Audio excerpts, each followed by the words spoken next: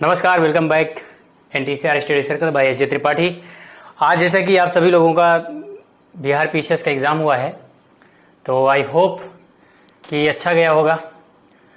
आपको सभी लोगों के लिए ढेर सारी शुभकामनाएं, और जिनका कहीं ना कहीं लैग हुआ हो अगली बार के लिए तैयारी करें, क्योंकि पेपर का जो लेवल था वो कोई उतना टफ नहीं था। It was bit factual. Okay, so if your concept is clear then I being honest with you, क्योंकि हम यूपीएससी की क्लासेस कराते हैं जो प्रीवियस पेपर डिस्कशन करते हैं। जो लेवल हम देखते हैं उस लेवल में suppose we are comparing, it's जमीन आसमान का फ़र्क।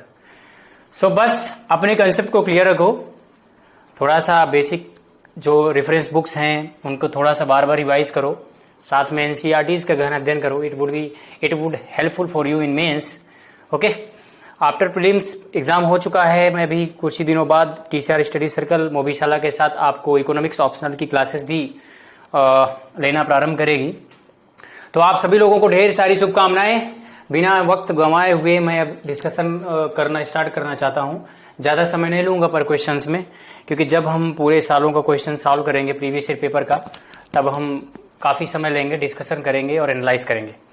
Well, before starting my lectures I would like to let you know one thing, that जो ट्रेंड देखा गया है वो कहीं ना कहीं ट्रेंड पहले की तरह ही है।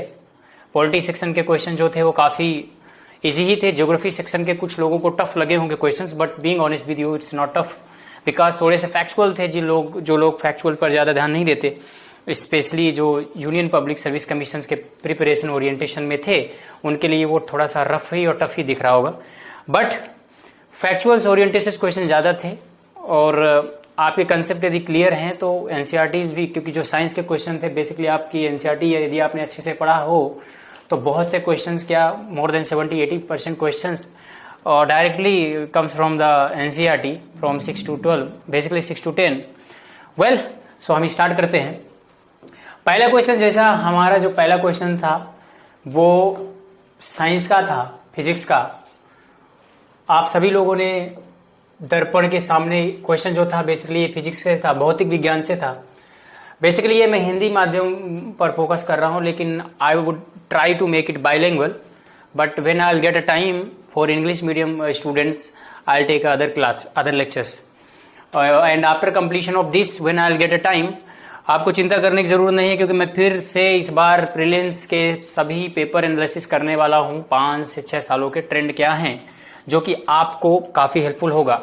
मोबीशाला के तरफ से आपके लिए वो गिफ्ट होगा कि मैं उसका काफ़ी एनालिसिस करने के बाद आपको सभी चीज़ें दूंगा कि 6 सालों के जो ट्रेंड काफ़ी बदले हुए हैं वो किस तरफ जा रहा है। यदि आप किस तरह प्रिपरेशन यदि आप बाई सेल्फ भी करें, मोबीशाला के साथ जुड़ के भी करें, या किसी क्लासेस में भी आप कर रहे हैं, या बेसिक भी कर रहे हैं, आप दूर दराज किसी गाँव में भी हैं, तो मोबीशाला के यदि आप लेक्चर्स वहाँ से भी अटेंड कर पा रहे हैं, तो मैं आपको गारंटी देता हूँ कि आपको प्रीलिम्स में सिलेक्शन, आपका प्रीलिम्स क्वालिफाई करने से कोई रोक नहीं सकता।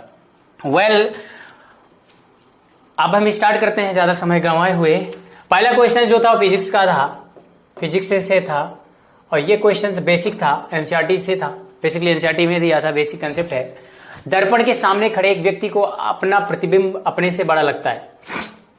कहने का मतलब, जो लेंसेस होते हैं, जो लेंसेस होते हैं, आप देखते हैं दर्पण का जो बेसिकली लेंस होते हैं वो कई प्रकार के होते हैं। आपने पढ़ा होगा बेसिक में, आप देखते होंगे कुछ अवतल होते हैं, कुछ अवतल समतल होते हैं, कुछ उत्तल होते हैं, कुछ बेलनाकार के होते हैं।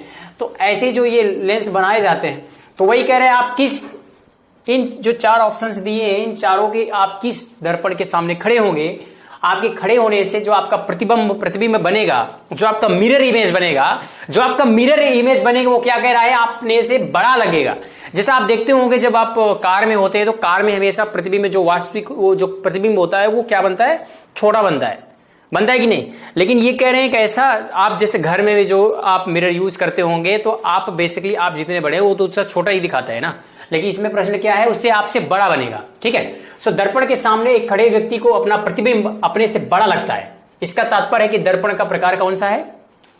आप जो यूज करते हो, बेसिकली आप जो देखते हो वो उत्तल लेंस है ना, तो ये इसका आंसर क्या था, अवतल लेंस है।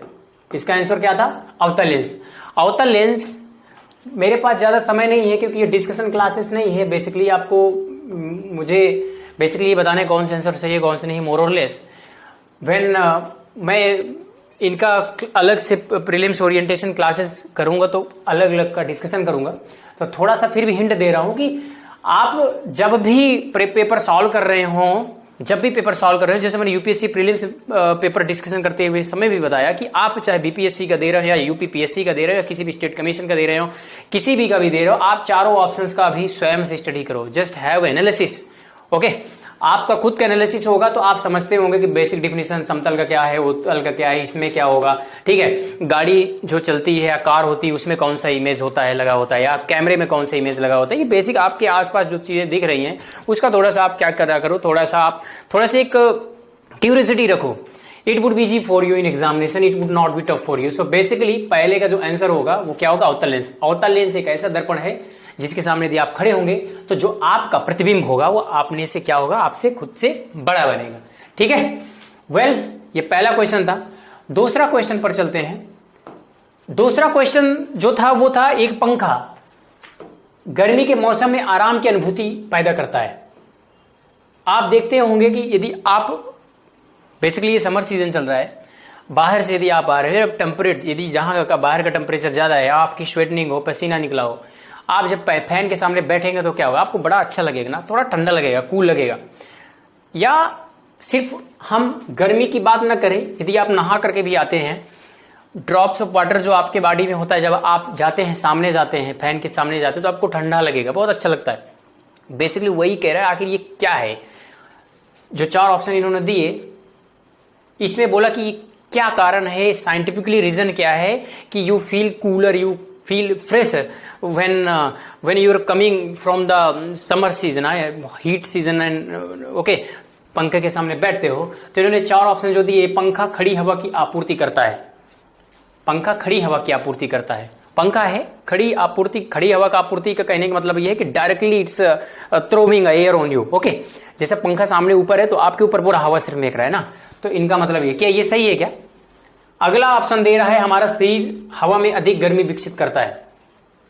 ये कह रहे हैं हमको इसलिए आराम की अनुभूति होती है क्योंकि जब हम हवा में आते हैं तो हमारी बॉडी की जो गर्मी है वो निकलती है। कहने का मतलब क्या है, एक तरह से इवेपोरेशन का कंसेप्ट, मतलब आपका जो हीट है वो हीट क्या होता है, कंडेंस हो रहा है। क्या ये भी ऑप्शन सही है क्या?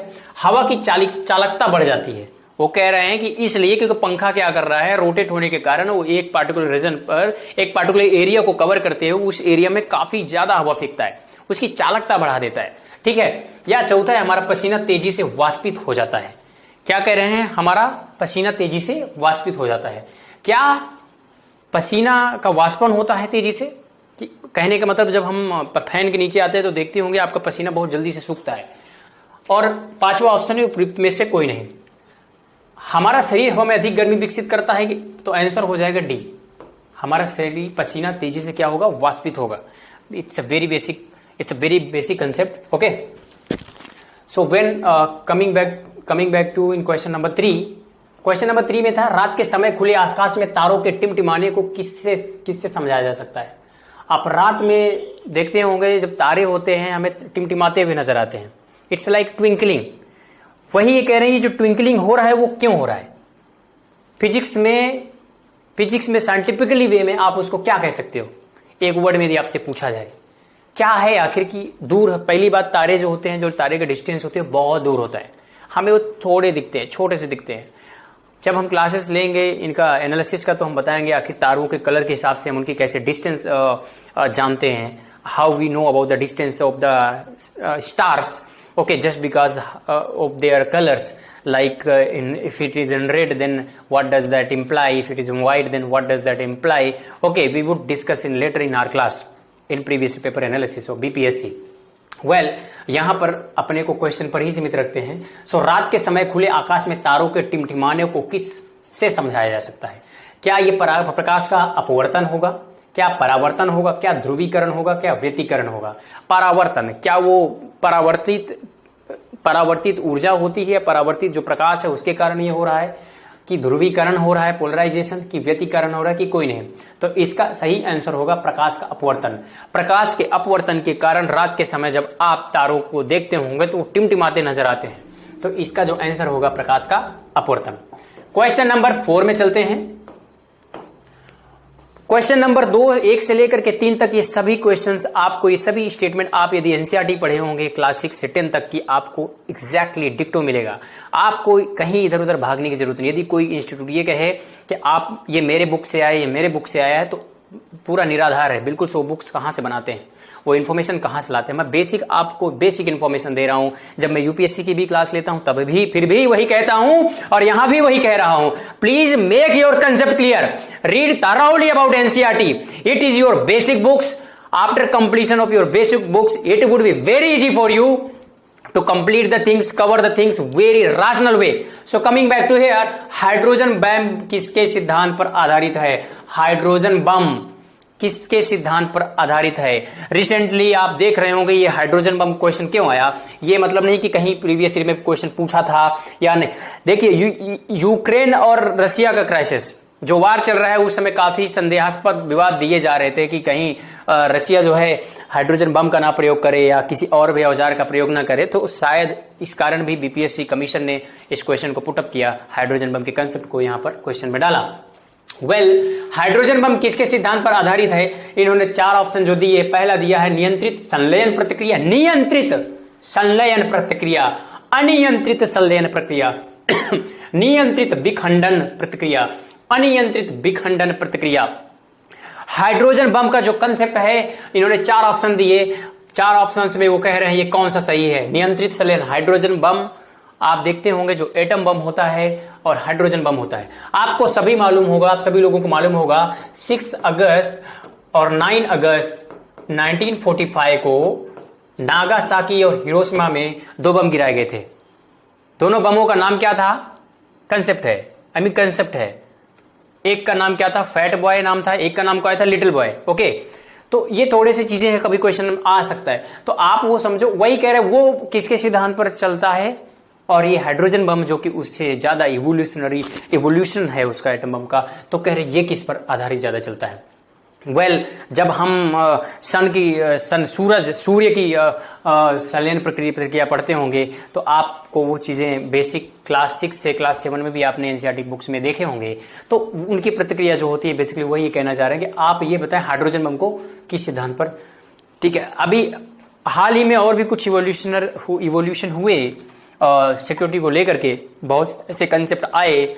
ठीक है, जैसे रिसेंटली ऐसा माना गया कि एक वैक्यूम बम होता है जो रसिया ने, ऐसा माना जाता है कि वैक्यूम बम को रसिया ने क्या किया, यूक्रेन पर गिराया था। तो ये भी अगली बार ये क्वेश्चन पूछ सकता है वैक्यूम बम का। तो आपको जब ऐसी प्रिपरेशन करनी है स्टेट कमीशन के, ऐसे आपको ज्यादा डीप में जाने की जरूरत नहीं है। At least you should know the difference between what is the difference between atom bomb, hydrogen bomb, vacuum bomb and so on. Okay, just have a list on those inventions and who invented this. Okay, so थोड़े से जो concept, ऐसे ही conceptual question आते हैं तो हमको लगता है कि क्वेश्चन कहां से आ गए। ये क्वेश्चन कहीं बाहर से नहीं आ रहे, आपके पास सभी रिसोर्सेज उपलब्ध हैं, एनसीईआरटीज हैं। जो बिहार पीसीएस की तैयारी करने वाले मेरे भाई बहन जो तैयारी कर रहे हैं, जो उनके लिए मैं तो यही कहता हूं कि आप अपने बेसिक क्लियर करो, एनसीईआरटीज पढ़ो, और आप जहां पढ़ रहे हो जिस इंस्टीट्यूट पर उसके मटेरियल्स क्लियर करो। लेकिन आपके पास तो बहुत सी उपलब्ध चीजें, जैसे लूसेंट है, क्रिप्सुअल फैक्चुअल, एक छोटी सी बुकलेट होती है लूसेंट की, जीके की, उन्होंने बहुत अच्छी तरीके से फैक्चुअल चीजों को वहां पर संजोने का प्रयास किया इतने कम पेजेस में। तो मैं कहता हूं एक बार आप उन चीजों को देखो, आपका कंसेप्ट क्लियर रहेगा तो आपको फिर ऐसे क्वेश्चन सॉल्व करने से लिए कौन रोक सकता है? कोई नहीं रोकेगा। जो फैक्ट क्वेश्चन आएगा वो आपका लूसेंट भरपाई कर देगा। और बाकी करंट की चीजें हैं, मैं बाद में बात करूंगा जब डिस्कशन करूंगा। तो साइंस के क्वेश्चन अभी पहले ये डिस्कस करता हूं, फिर मैं आगे बात करता हूं। तो हाइड्रोजन बम जो है अनियंत्रित संलयन प्रक्रिया पर चलता है, क्योंकि एक बार ये संलयन प्रक्रिया इस प्रारंभ हो जाती है तो अनियंत्रित दशा पर होती है। अनियंत्रित मतलब कि कंट्रोल नहीं कर सकते, वो बस बढ़ता जाता है। एक तरह से बॉन्ड जो होते हैं फिर क्या होता है, टूटते टूटते टूटते वो फिर एक दूसरे जुड़ अलग से पूरा तरह से विस्फोटक बहुत ज्यादा खतरनाक होता है। यदि कंपेयर करें तो एटम बम से hydrogen bomb is more dangerous. Okay, why it is more dangerous? Because it's works on the concept of अनियंत्रित संलयन प्रतिक्रिया। ठीक है, अब आगे बढ़ते हैं। क्वेश्चन नंबर 5, ये भी एनसीईआरटी से लिया गया क्वेश्चन था। एनसीईआरटी के क्लास 6 और क्लास 7 में भी मेमोराइज नहीं कर पा रहा, जब यूपीएससी की क्लास करा रहा था तो मैंने एक ऐसे क्वेश्चन एक आया था पुराने 2001 या 2002 में यूपीएससी में भी आया था, और बिहार पीसीएस में भी कई बार रिपीट हुए हैं, यूपी पीसीएस में भी ये क्वेश्चंस कई बार रिपीट हो चुके हैं। तो ये जो सोर्स है वो बेसिकली एनसीईआरटीज का ही अभी तक मैंने जितने आपको बताए। पहला जो पांचवा जो क्वेश्चन है वो है प्रेशर कुकर में खाना जल्दी क्यों पक जाता है। अरे आप सभी जानते होंगे प्रेशर कुकर का जो इन्वेंशन है कहीं ना कहीं अपने आप में एक इवोल्यूशनरी स्टेप था। आप कम से कम बेसिक जब पढ़ोगे तो आप पेपर सॉल्व करते रहो। मैं आपको हिंट दे रहा हूं, ज्यादा समय मेरे पास नहीं है क्योंकि जब हमारा प्रीवियस पेपर डिस्कशन का सेशन आएगा तो हमारे क्वेश्चन पर 10-15 मिनट देंगे, लेकिन यहाँ पर ज्यादा नहीं दे रहा, लेकिन फिर भी आपको थोड़ा थोड़ा हिंट दे रहा हूं कि आपका जो पढ़ने का तरीका होना चाहिए, जो स्ट्रेटजी द वे होना चाहिए, कैसा होना चाहिए। जैसे आप प्रेशर कुकर घर में हो या आप हमारे जितने भी बिहार पीसीएस की तैयारी करने वाले होंगे जो अपने पटना में होंगे, दाल चोखा खाने वाले भाई साहब हमारे जो इलाहाबाद में तैयारी कर रहे होंगे बिहार पीसीएस की या स्टेट कमीशन यूपीएससी की, या मुखर्जी नगर में हमारे भाई बहन होंगे, कुछ हमारे ओल्ड राजनगर दिल्ली में होंगे, या कहीं भी देश राज्यों के किसी विभिन्न जगहों पर होंगे, थोड़े थोड़े छोटे छोटे शहरों में या घरों में अपने गांव दराजों में पढ़ रहे होंगे। खासकर जो हमारे पटना वाले भाई साहब हैं वो तो अक्सर चोखा भात खाते होंगे। प्रेशर कुकर होता है उसी में सब डाल देते हैं, कितना बढ़िया, उसी में दाल डाल दिए ग्लास हुआ में, और लोटा में या डाल दिए, चावल डाल दिए, यहाँ कुकर में पका लिए दाल, साथ में सब पक जाता है, बड़ा जल्दी पकता है। आप यदि उसी तरह अलग से भगोना में पकाएंगे तो it's take time, it takes time, but इसमें कम लगता है। अरे काहे कम लगता है, आप देखते होंगे जब वो बंद हो जाता है वो सीटी मारता है, जब पकने लगता है ना तो सीटी मारता है। गैस क्या होती है अंदर भरी रहती है, यदि सीटी फंस गई तो क्या होता है, कुकर पूरा क्या हो जाता है, फट जाता है कि नहीं, फट जाता है, नहीं तो थोड़ा कभी कभी खतरा भी होता है। तो थोड़ा सा क्यों, उसके अंदर गैस बनती है ना, ये गैस का कमाल है, जो अंदर उसके अंदर जो एक वाष्प बनता है ना, उसकी इतनी एनर्जी होती है कि वो खाने को जल्दी पका देती है, आग से भी ज्यादा। क्योंकि वही पूछ रहा है प्रेशर कुकर में खाना जल्दी क्यों बन जाता है। आप बताइए, उच्च दाब के कारण पानी निम्न तापमान पर उबलने लगता है, या उच्च दाब के कारण पानी उच्च तापमान पर उबलने लगता है, या कम दाब के कारण पानी का तापमान पर उबलने लगता है, या निम्न दाब के कारण उच्च तापमान पर उबलने लगता है। वो कह रहे हैं कि प्रेशर जो है वो हाई प्रेशर पर है, हाई प्रेशर है कि लो टेम्परेचर है कि हाई टेम्परेचर है, ठीक है। कम दाब के कारण मतलब लो प्रेशर, तापमान कम तापमान मतलब लो टेम्परेचर, ये तो नहीं है भाई।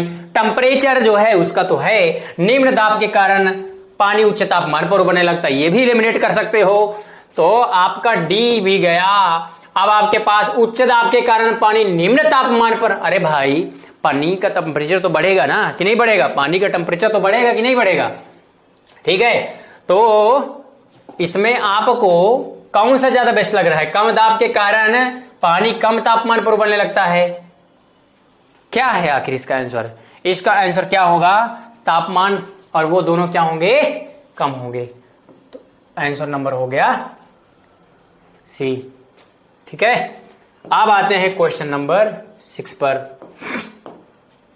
यदि रेफ्रिजरेटर लो, अरे बहुत से लोगों के पास फ्रिज होगा कि नहीं होगा, वही है रेफ्रिजरेटर। रेफ्रिजरेटर में क्या होता है, चीजें ठंडी होती है ना। अब वही कह रहे हैं, उसी से रिलेटेड क्वेश्चन पूछ दिया, ये भी एनसीईआरटी का दिया हुआ है। एनसीईआरटी में जब चुन्नी मुन्नी पूछती है, आप एनसीईआरटी पढ़ते होंगे क्लास 6-7 में, तो वैसे साइंस में कुछ क्वेश्चन है जिसमें क्वेश्चन पूछती है, एक बच्ची है, पहेली बूझो तो जाने समथिंग, ऐसे कई कॉलम बनाए जाते हैं, बॉक्स से एनसीईआरटी में बड़ी प्यारी तरीके से दिया रहता है, वहां पर दिए रहते ये सब। एक बार आप देखेंगे तो आपको बड़ा मजा भी आएगा और चीजें कंसेप्ट क्लियर भी हो जाएंगी। यदि रेफ्रिजरेटर के दरवाजे कुछ घंटों के लिए खोल दो, लो, अरे आपको क्या होता है जब आप बाहर से आते हो, घरों में जब जाते हो तो गर्मी से जाओगे तो क्या करोगे, अपने को ठंड करना है तो क्या करोगे, रेफ्रिजरेटर या तो फैन व पंखा के नीचे बैठोगे, ज्यादा गर्मी लग रही है तो अपना सर्वा घुसेर देते हो ना रेफ्रिजरेटर में। वही कह रहा है, यदि रेफ्रिजरेटर के दरवाजे कभी कभी अपने रूम को ठंडा करने के लिए आप तो ये सोचते हो, आपका लॉजिक है कि रूम ठंडा हो जाएगा ना, रेफ्रिजरेटर खोल दोगे। वही कह रहे, यदि रेफ्रिजरेटर के दरवाजे कुछ घंटे के लिए क्या कर दिया जाए, खुले छोड़ दे, तो कमरे का तापमान क्या हो जाएगा। अब आप ये कहोगे कमरे का तापमान कम हो जाएगा, सही है ना, लेकिन यही ट्रैप है, इसलिए क्वेश्चन पूछ रहा है। यहां पर ट्रैप यही पर है क्योंकि कमरे का तापमान क्या हो जाएगा, इंटरेस्टिंग बढ़ जाएगा, temperature would be increase. Okay, question number अब 6 पर आते हैं। बर्फ का एक टुकड़ा पानी से लबालब भरे बीकर में तैर रहा है जब पूरी बर्फ पिघल जाए। आप देखते होंगे गर्मी का मौसम चल रहा है, बीपीएससी वालों लोगों ने खूब क्वेश्चन पूछा, रेफ्रिजरेटर, बर्फ आपको ठंडा करने के लिए, ठीक है, कोई नहीं, बहुत से क्वेश्चन देखिए पूछा, आपको गर्म भी किया हाइड्रोजन बम के जरिए, और आपको गर्मी का समय है, सभी लोग बाहर भी सोते हैं, जब घर में जाते होंगे, गांव द्वारे में जाते होंगे तो छत में लेटते होंगे ना, लेटते हैं कि नहीं। बीपीएससी ने पूछ लिया कि भाई तुम लेटते तो हो रात को, तारे भी टिमटिमाते, गिनते भी होंगे, कुछ लोग तो गाना गाते होंगे रात को, हाँ, बतिया बतिया करके तारे गिनेंगे, हाँ, उस तारों में किसी और चेहरा टिमटिमाता नजर आता होगा, आता है कि नहीं आता। तो बीपीएससी वाले ने भी, कमीशन ने भी पूछा, सोचा कि जब देखते हो तो उसका कंसेप्ट भी क्लियर रखो, है, वो कवि की कल्पना ना रह जाए, थोड़ा सा साइंटिफिकली फ्लेवर हो जाएगा तो थोड़ी सी उसमें वास्तविकता दिखेगी। तो बीपीएससी ने सोचा कि हमारे एस्पिरेंट वाले थोड़े से वास्तविकता भी दिखें, कल्पना भी करें, कवि की कल्पना में जब वैज्ञानिकता का तड़का लग जाए तो उसकी बात ही क्या है।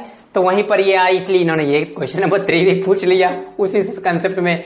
पंखा गर्मी के मौसम में, गर्मी के समय आप सभी लोग जाते होंगे, कहते होंगे थोड़ा सा पंखों के नीचे बैठ जाए तो थोड़ा सा हमको ठंडा लगने लगेगा, क्यों लगने लगेगा, वही पूछ रहा है, आप बताओ ना। तो ठीक है, तो हम कहां पर पहुंच चुके थे, हम अभी आए थे क्वेश्चन नंबर 7 पर। अब आप लोग पानी पीते हैं तो क्या करते हो, ग्लास वाटर लेते हो, उसको ठंडा करना है तो उसमें बर्फ डाल देते हो, बर्फ डाल देते हो ना। तो वही कह रहे, पानी में बर्फ डाल देते हो, कहीं और भी बर्फ डाल देते हो, ठीक है, थोड़ा सा स्वाद और टेस्ट बन जाता है कि नहीं बन जाता, और टेस्ट क्या बनता है, मतलब थोड़ा सा ठंडा करने के लिए।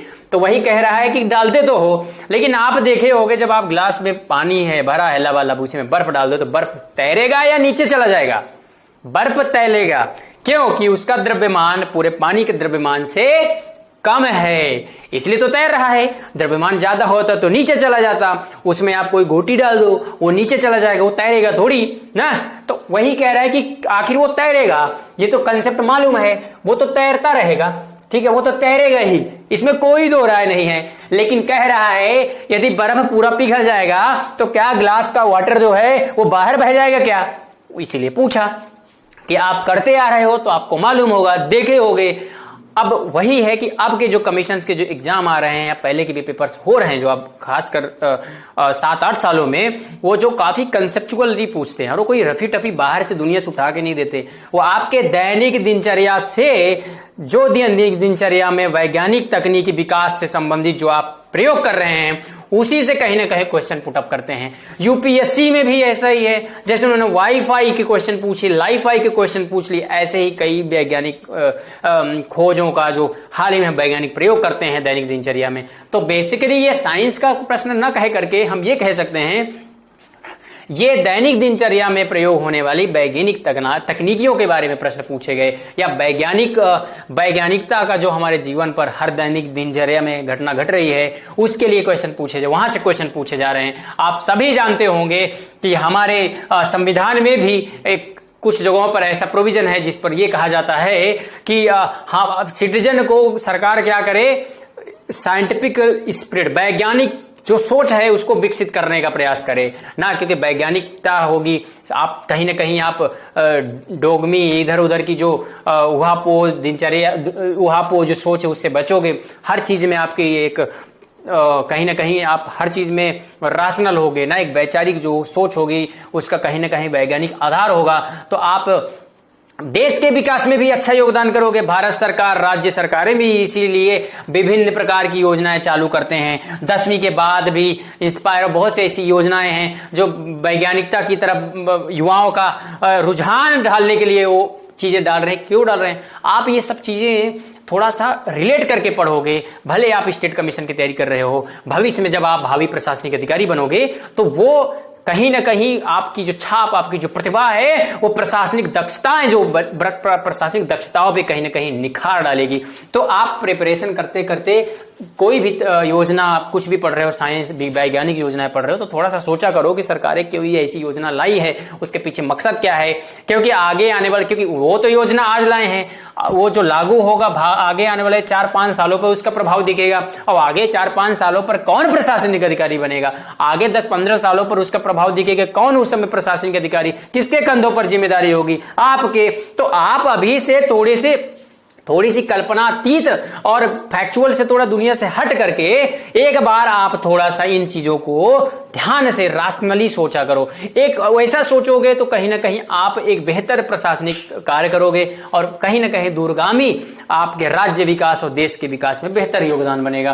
तो इस पर क्या हुआ, तो इन्होंने इसलिए प्रश्न पूछ लिया, जब बर्फ पूरी पिघल जाएगी, पानी फर्श पर फैल जाएगा, ओके, बीकर में पानी का स्तर नीचे आ जाएगा, पानी का, अरे कह रहे हैं गिलास है, तू आपका गिलास है, ये पानी भरा हुआ है, यहां पर बर्फ का टुकड़ा डाल दिए, तैरेगा कि नहीं तैरेगा, तैरेगा ना।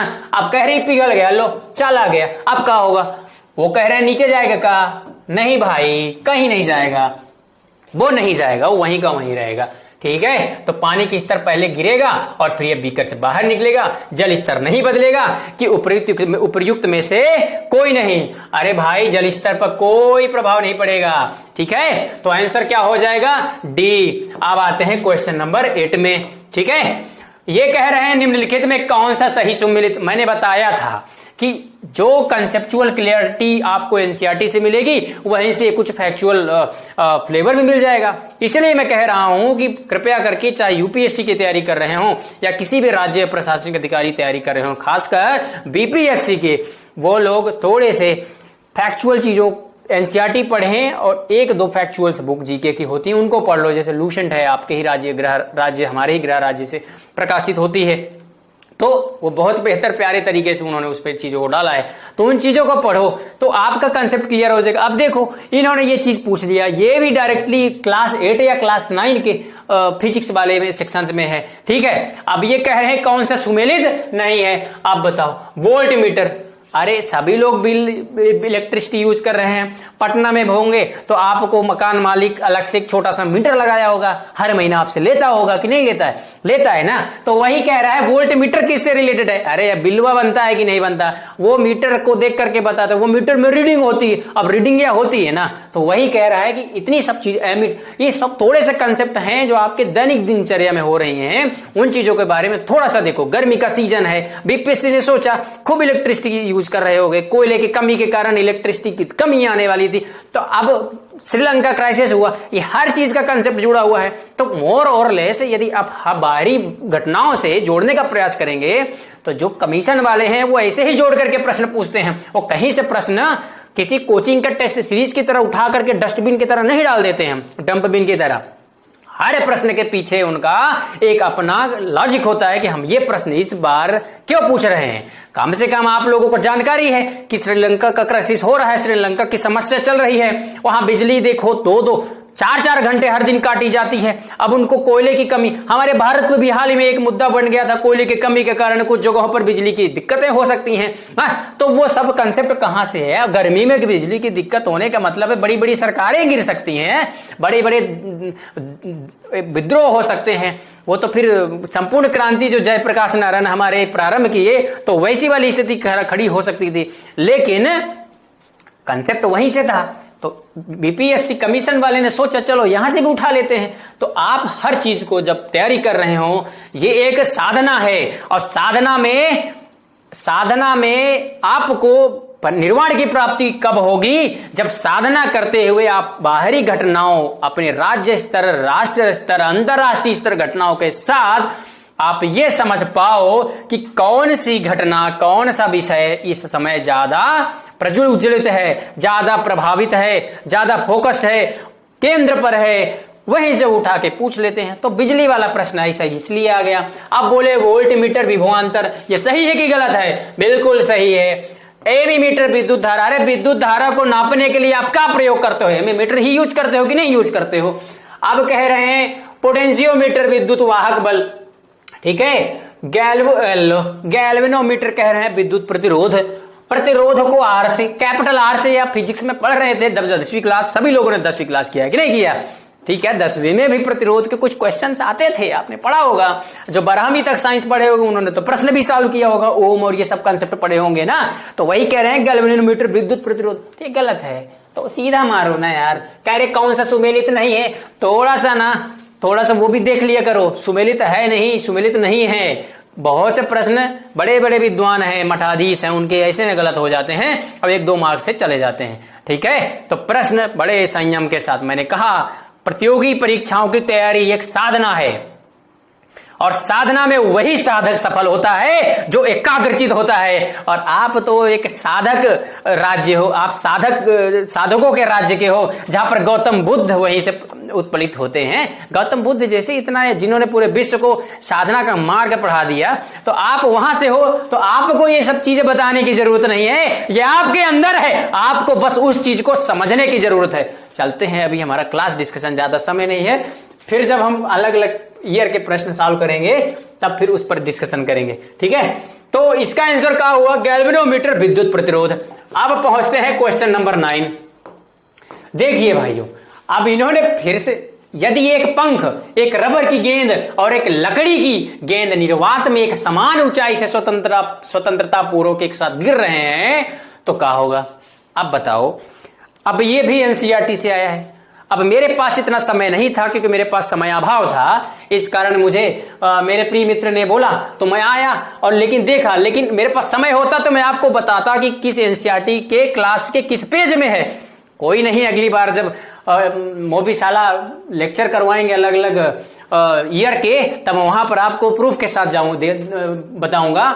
इससे आपको भटकने की जरूरत नहीं है, सभी चीजें आपकी बेसिक बुक्स में हैं, भागने की जरूरत नहीं है। ठीक है, चलते हैं, हम पहले यहां पर आते हैं। यदि एक पंख, ठीक है, सभी तो यहीं पर रह रहे हैं, पृथ्वी में ही रह रहे हैं, ग्रेविटी तो ज्यादा कम नहीं हुई, हर जगह ग्रेविटी लगभग वही, एक्सेप्शन आप ये मत कहने लगेगा कि अरे सर आप गलत बोल रहे हैं, आप सेंट्रीपोटल पोल में पहुंच जाएंगे। देखिए अभी हम नॉर्मल बात कर रहे हैं, जैसे अब ये कमरा है, इस कमरे में यदि पटना में भी कहीं पर भी बात करते हैं, गांधी मैदान ले लीजिए, अब वहां से मैं इतना गया और यहां से पंख गिरा दिया, लो अब मैंने क्या किया, मैं कलम में थोड़ा सा ठीक नहीं हूं तो चित्र ज्यादा अच्छा नहीं बनेगा। ठीक है, अब एक रबर की गेंद है, लो, अब एक लकड़ी, लड़की नहीं है, ठीक है, लकड़ी है, ठीक है, लकड़ी है, सपोज एक लकड़ी है। अब ये कह रहे हैं कि सॉरी, चलो ठीक है, कहा था ये एक गेंद था, एक लकड़ी माना ऐसे बन गई। ठीक है, खुश। अब ये तीनों कह रहे निर्वात में, अब ये शब्द पर ध्यान दो, निर्वात, ठीक है, हवा में नहीं, निर्वात में एक समान ऊंचाई से गिरा रहे हैं तो क्या होगा? अब लकड़ी को गिराना है, साथ में एक गेंद को गिराना है, एक पंख को गिराना है, तो कह रहे हैं एक साथ गिरेंगे तो क्या होगा? क्या होगा बताइए? हैं? काबा, मतलब समझ रहे हैं, यूपी में काबा नहीं, यहां पर प्रश्न में आइए तो काबा आंसर। ठीक है, आओ यहां पर ध्यान देते हैं, क्या होगा? ग्रेविटी पृथ्वी में कहीं भी जाओ समान है, समान दूरी निर्वात पर कोई भी चीज गिराओगे तो क्या होगा? किसी भी चीज का वेट या किसी से मतलब नहीं है, सभी लोग समान रूप से होंगे, तो समान ऊंचाई से गिराओगे तो 4 ऑप्शन इन्होंने दिया।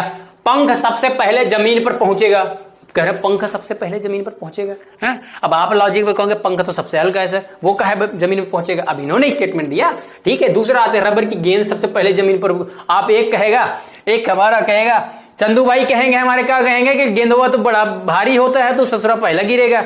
इधर ध्यान दो, अब उनका भी लॉजिक सही है। तीसरा कहे लकड़ी की गेंद सबसे पहले जमीन पर पहुंचेगी, लकड़ी की गेंद कह रहे हैं सबसे पहले पहुंचेगी, अब तीनों एक साथ जमीन पर पहुंचेंगे। देखिए जब ग्रेविटी समान है, वो न्यूटन की वो क्या नाम है याद है, वो एप्पल गिरा, एप्पल गिरने से उन्होंने न्यूटन ने लॉ दे दिया है। अब ऐसा तो कई लोगों के ऊपर गिरा होगा, लेकिन उन्होंने दे दिया, उन्होंने उसके बारे में सोचा तो आज उनका न्यूटन ला पढ़ते हैं। ऐसा तो था नहीं कि चीजें हो सकता है बहुत लोग जानते भी रहे हो, लेकिन उसके पीछे रीजन नहीं जानते थे क्या हो रहा है। आपके साथ भी ये चीजें घटती हैं, तो सभी लोग न्यूटन बन जाओ, क्यूरियोसिटी रखो, कुछ भी आपके आसपास घटनाएं घट रही हैं वैज्ञानिक रूप से या सामान्य रूप से, उसके प्रति आपकी जिज्ञासा होनी चाहिए। ठीक है, उसके पीछे एक रीजन होना चाहिए, वो आप रैशनल थिंकिंग करो, उसके बारे में चिंतन करो। ठीक है, साधक हो, साधना कर रहे हो तो चिंतन करो, चिंतन करके मनन करो, परीक्षाएं अपने आप सिलेक्शन होता रहेगा। ठीक है, और स्टेट कमीशन के प्रश्न तो बड़े मजेदार भी होते हैं। ठीक है, तो इधर पहुंचते हैं हम, तो बाय द वे इसका आंसर होगा तीनों एक साथ जमीन पर गिरेंगे। ग्रेविटी क्या है? तीनों की बराबर है। ऐसा, अब ग्रेविटी तो एक ही है ना पृथ्वी की, अब वहां से कुछ भी गिराओ। ठीक है, अब आगे बढ़ते हैं, क्वेश्चन नंबर 10 में आते हैं। कह रहे हैं जब दिन में पानी पर साबुन की फिल्म दिखाई देती है, साबुन तो यूज करते हैं सभी लोग, साबुन सभी लोग यूज करते हैं कि नहीं यूज करते हैं? कुछ लोग तो नदियों में भी जाकर के नहाते हैं, साबुन लगाते हैं, बड़ा पोल्यूशन फैलाते हैं, पूरा गंगा नदी गंदा किए हुए थे नहा नहा के साबुन में, ठीक है? तो गलत है, आप उसको इन्वायरमेंट पर्यावरण परिस्थिति से जोड़ लो। साबुन, डिटर्जेंट, इनका प्रभाव क्या पड़ता है पर्यावरण पर, ठीक है? इनका क्या मतलब, ये बेसिकली बीओडी लेवल क्या करते हैं, कम करते हैं, बढ़ाते हैं। जो वहां छोटे छोटे पैरासाइट, जो छोटे छोटे जलीय जंतु हैं, उन पर क्या प्रभाव पड़ता है, और जो पानी पीते हैं उन पर क्या प्रभाव पड़ता है, ये सब कॉन्सेप्ट हम डिस्कशन करेंगे। लेकिन ये अभी हम पेपर पर थोड़ा ध्यान देते हैं। तो जैसे ये आया, जब दिन में पानी पर साबुन की फिल्म दिखाई देती है, पानी पर साबुन की फिल्म दिखाई देती है तो यह सुंदर रंग दिखता है।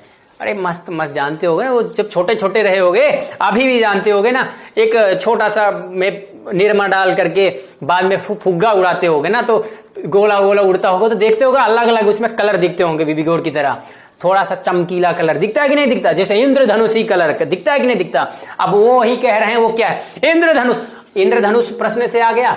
अभी यहीं पर ये पूछ लेता, इंद्रधनुष के जो कलर होते हैं, रेनबो बेसिकली, उसमें कौन सा घटना हो रहा है?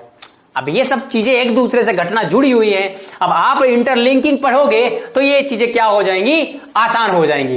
अब कह रहे हैं पहला ऑप्शन है प्रकाश का विवर्तन, प्रकाश का अपवर्तन, प्रकाश का ध्रुवीकरण, प्रकाश का व्यतिकरण। अब मैंने पहले भी बताया, जब आपके पास समय हो तो सभी ऑप्शंस का देखो कौन सी घटना कब घटती है। यदि ये देखोगे तो क्या होगा? आसान होगा पढ़ने में कि नहीं? तो इसका आंसर हो जाएगा प्रकाश का व्यतिकरण। ध्रुवीकरण में थोड़ा सा डाउट होता है, ठीक है, लेकिन जब साबुन की फिल्म दिखाई देते, सुंदर दिखाई देते, विकास का प्रकाश का व्यतिकरण। आप क्वेश्चन नंबर 11 में आते हैं। क्वेश्चन नंबर 11 कहते हैं एक नाभिक का द्रव्यमान संख्या।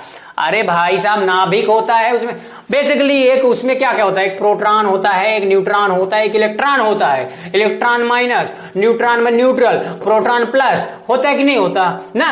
तो अब यही कह रहा है एक नाभिक का द्रव्यमान संख्या कितना होगा।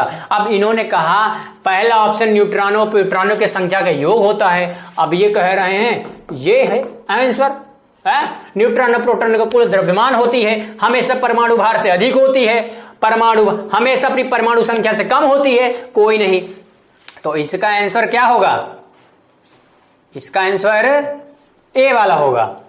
एक नाभिक का द्रव्यमान संख्या न्यूट्रॉनों और प्रोटॉनों की संख्याओं का योग होता है। अब आते हैं क्वेश्चन नंबर 12 पर। निम्नलिखित में कौन सा सीमेंट का मुख्य घटक है? सीमेंट, ठीक है, जो सीमेंट है, जैसे पूछ लिया आपसे, ठीक है, आपसे एल्यूमिनियम से रिलेटेड कोई पूछ लिया कौन कौन से किससे बनता है, आयरन फेरस है, आयरन का है घटक, ठीक है, ऐसे बहुत से उदाहरण दिए जा सकते हैं, ठीक है। तो अब वही कह रहे हैं सीमेंट किसका घटक है?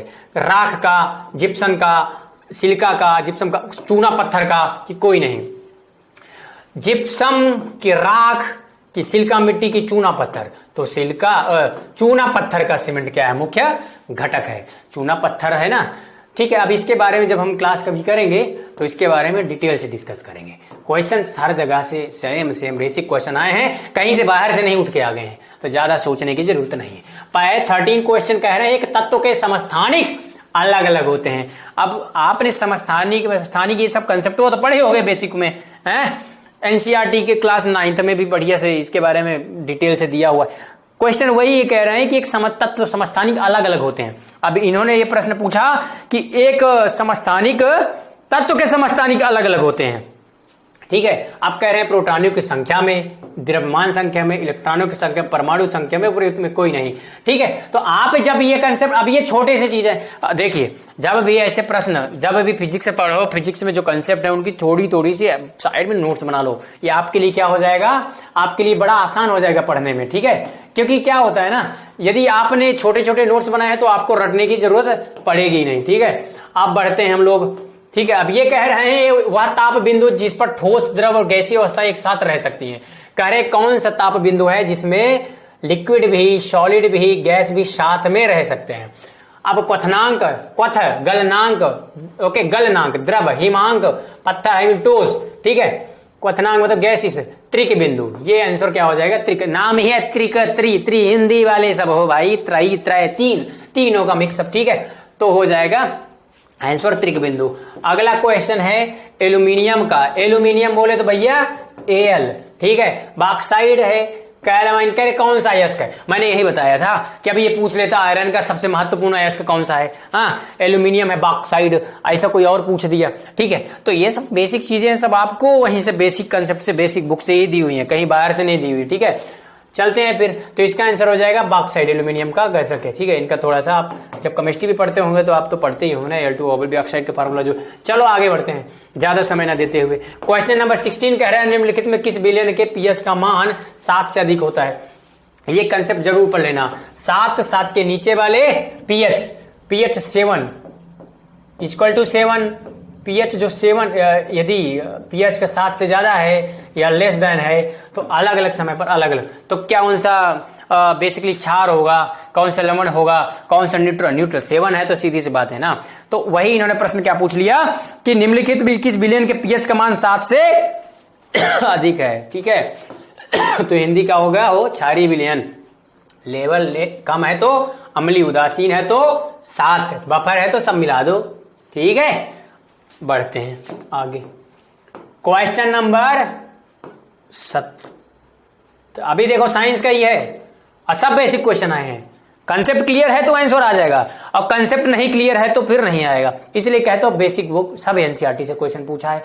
निम्नलिखित में कौन सा विकल्प गलत है? 4 ऑप्शन है, पूछ रहे बताओ कौन सा गलत है। नाभिक के अंदर प्रोटॉनों, क्या बोल रहा है? नाभिक के अंदर प्रोटॉनों पी इलेक्ट्रॉनों की उपस्थिति के कारण परमाणु विद्युत रूप में उदासीन होता है, ठीक है। इलेक्ट्रॉन ऋण आवेशित होते हैं, वो तो सबको मालूम है, ऋण आवेशित होते हैं, तथा इनका द्रव्यमान कह रहे हैं हम का होता है, इनका 0 होता है, कुछ होता ही नहीं। परमाणु संख्या, एक तत्व के परमाणु प्रोटॉनों की संख्या है, गलत है। समस्थानिक परमाणु ईंधन के रूप में चिकित्सा क्षेत्र में कार्बन डेटिंग आदि उपयोगी, कह रहे समस्थानिक परमाणु ईंधन के रूप में, क्या कह रहे हैं? चिकित्सा क्षेत्र में कार्बन डेटिंग आदि में उपयोगी है, कह रहे हैं समस्थानिक परमाणु ईंधन के रूप में। ये देखो गलत है पहली बात। कार्बन डेटिंग जैसे C14 है उसका कंसेप्ट बता रहे, तो कह रहे वो समस्थानिक है व्यवस्था, ये देख लेना समस्थानिक नहीं है। परमाणु तत्व के परमाणु प्रोटॉनों की संख्या, ये भी गलत है। परमाणु संख्या के तत्व के परमाणु प्रोटॉनों की संख्या है, गलत बात, ठीक है। इलेक्ट्रॉन ऋण आवेशित है तथा इनका द्रव्यमान नगण्य नहीं, गलत बात। नाभिक के अंदर, ये एलिमिनेशन टेक्निक, नाभिक के अंदर प्रोटॉनों और इलेक्ट्रॉनों की उपस्थिति कारण परमाणु विद्युत रूप में उदासीन होता है, तो आंसर क्या हो जाएगा? 17 का ए। देखो जब ऐसे क्वेश्चन स्टेटमेंट वाले हों तो आप स्टेटमेंट अच्छे से पढ़ो। जो स्टेटमेंट यदि आप कंफ्यूज भी हो ना, तो जो स्टेटमेंट नहीं है प्रयास करो, क्योंकि कुछ चीजें बेसिक पढ़े हो तो आप उस चीज को माइनस काट सकते हो। काट दोगे तो आपके ऑप्शंस कम बचेंगे। पहले अंधा मारोगे तो 25% चांस है, 1/4। आपने 2 काट दिया तो अब 2 क्वेश्चन में गेस मारना है तो 50% का चांस है कि नहीं। तो ऐसे भी कुछ टेक्निक, ऐसे भी कुछ सॉल्व किए जाते हैं। ऐसे कॉम्पिटिटिव एग्जाम में जरूरी नहीं कि आप हर चीज जानते हो, जहां लॉजिक हो वहां पर लॉजिक। इसीलिए देख रहे हो यूपीएससी में सीसेट का प्रश्न पूछा जाता है, लॉजिक है हर जगह, लॉजिक रीजनिंग है। कहीं ना कहीं बहुत से प्रश्न हम रीजनिंग के जरिए भी लगा सकते हैं, ठीक है। अब आगे बढ़ते हैं, कह रहे हैं निम्नलिखित में से कौन सा गलत है, ठीक है। आगे बढ़ते, चयन करिए, ठीक है। कपास गर्मियों में कपड़े के रूप में उपयोग किए लिए उपयुक्त है क्योंकि ये नमी को अवशोषित करता है। मतलब कॉटन कपड़े की बात कर रहे हैं। सीडी बनाने के लिए पॉलीकार्बोनेट का प्रयोग किया जाता है। कॉम्पैक्ट डिस्क की बात कर रहा है, ठीक है। एक्रेलिक को कृत्रिम रेशम भी कहा जाता है क्योंकि यह कपास को तैयार करता है लेकिन रेशम की तरह चमकता है, ठीक है। एक्रेलिक कृत्रिम रेशम भी कहा जाता है, इसे गलत। टेफ्लॉन का उपयोग नॉन स्टिक रसोई के रूप में भी कोटिंग, जो हाँ देखो जब पढ़ना देखते होगे ना, अब नए तरीके के बर्तन भी आ गए, जल्दी वो कम तापमान पर काम करते हैं, उनको ज्यादा तापमान की जरूरत नहीं होती, जल्दी से खाने पक जाते हैं, कोटिंग होती है इसकी ना। वही कह रहे हैं किसका है, तो टेफ्लॉन नहीं है तो आपका आंसर हो जाएगा, ठीक है। तो ऐसे प्रश्न भी ऐसे ही करो, थोड़े से कंसेप्ट क्लियर करो, बाकी सब चीजें आसान हो जाएगी। ग्रेफाइट और हीरे के बारे में कह रहे हैं क्या सत्य है, तो उनके पास स्पीड बढ़ाते हैं थोड़ा, उनके पास एक जैसी क्रिस्टल संरचना है, कठोरता समान है नहीं, विद्युत चालकता समान है नहीं, एक समान रासायनिक प्रतिक्रिया से गुजरते हैं, यही सही है। हीरा भी काफी समय लेते हैं, ग्रेफाइट भी समय लेते हैं, एक ही तरह का केमिकल रिएक्शन होता है। तो हो गया डी। ठीक है, अब आते हैं क्वेश्चन नंबर 20 में। ठीक है, ये कह रहे हैं निम्नलिखित में कौन सा तरलीकृत पेट्रोलियम गैस का प्रमुख घटक है? लिक्विड पेट्रोलियम गैस बोले तो एलपीजी। ये भी एनसीईआरटी से है। अरे आप सभी लोग गैस यूज ही करते होगे, घर में खाना बनाओ या चोखा भात बनाओ या हम लोग रहते तो गैस यूज करते हो, एलपीजी होती है कि नहीं उसमें होती है। तो वही कह रहे हैं उसका मुख्य घटक क्या है। अब प्रश्न ये भी पूछ सकता है, इसमें ये पूछा अगली बार ये पूछ सकता है कि यदि आपको देखना है कि गैस वो गंधहीन होती, पहली बात ये इसका कोई एलपीजी की गैस जो होती है ना, सॉरी जो एलपीजी गैस होती है वो कोई गंध नहीं देती है, कोई स्मेल उसका आता ही नहीं है, पता ही नहीं चलता। ठीक है, गंधहीन है, स्वादहीन है। ठीक है, ओके। तो अब पता कैसे चलेगा, ये भी प्रश्न पूछ सकता है, कई बार पूछा भी है, तो अगली बार देख लेना। आपको मालूम होना चाहिए, आपका होमवर्क है, आप देख लेना कि आखिर उसको स्मेल देने के लिए हम क्या डालते हैं उसमें। एक्चुअली गैस सिलेंडर के पहले अंदर ही डाल दिया जाता है, इस कारण उसकी स्मेल होती नहीं, उसकी स्मेल पता ही नहीं चलेगी, विस्फोट हो जाएगा। उसी को सावधान, एक तरह से डिजास्टर मैनेजमेंट का काम हो रहा है ना यहाँ पर। तो ठीक है, चलो यहाँ बढ़ते हैं। तो इसका हो जाएगा ब्यूटेन। ठीक है, आगे आते हैं क्वेश्चन नंबर 21। क्वेश्चन नंबर 21, पानी मिट्टी से जड़ों में जिस भौतिक प्रतिक्रिया द्वारा गुजरता है, पानी मिट्टी से जड़ों में, अब कह रहे हैं उसको विसरण कहेंगे, वाष्पोत्सर्जन कहेंगे, वो शोषण कहेंगे, परासरण कहेंगे। अरे वाष्पोत्सर्जन तो हो गया, वो पत्तियों से बाहर चला गया। ठीक है, दूसरा है विसरण। ठीक है, और अवशोषण क्या होगा, अवशोषित कर लिया। लेकिन ये कह क्या रही है, तो देखो जड़ों तक जाना है ना, जड़ों तक जाना है मिट्टी से। पानी जैसा खेत है ना, आप खेती कर रहे हो, जानते हो, पानी डालते हो, आपकी जड़ तक कैसे, या कोई पेड़ भी है उसके जड़ों तक कैसे जाएगी, पेड़ है जैसे, तो उसके जड़ों तक ये पानी कैसे जाएगा। ठीक है, वो ये मत सोचना विसरण, नहीं, गलत, परासरण आंसर हो जाएगा डी। कंफ्यूज मत होना, परासरण है।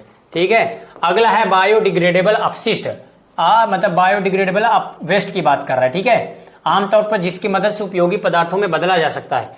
ठीक है, अरे कह रहे हैं कि बायोडिग्रेडेबल अपशिष्ट जो होते हैं उनको कैसे, जो वेस्ट हैं, मतलब बायोडिग्रेडेबल मतलब ऐसे वेस्ट जो बेसिकली आपके ऑर्गेनिक होते हैं, वो नेचर में आकर के वो बेसिकली वो वेस्ट को हम यूजफुल बना सकते हैं। ये प्रश्न क्यों आएगा, वेस्ट टू वेल्थ,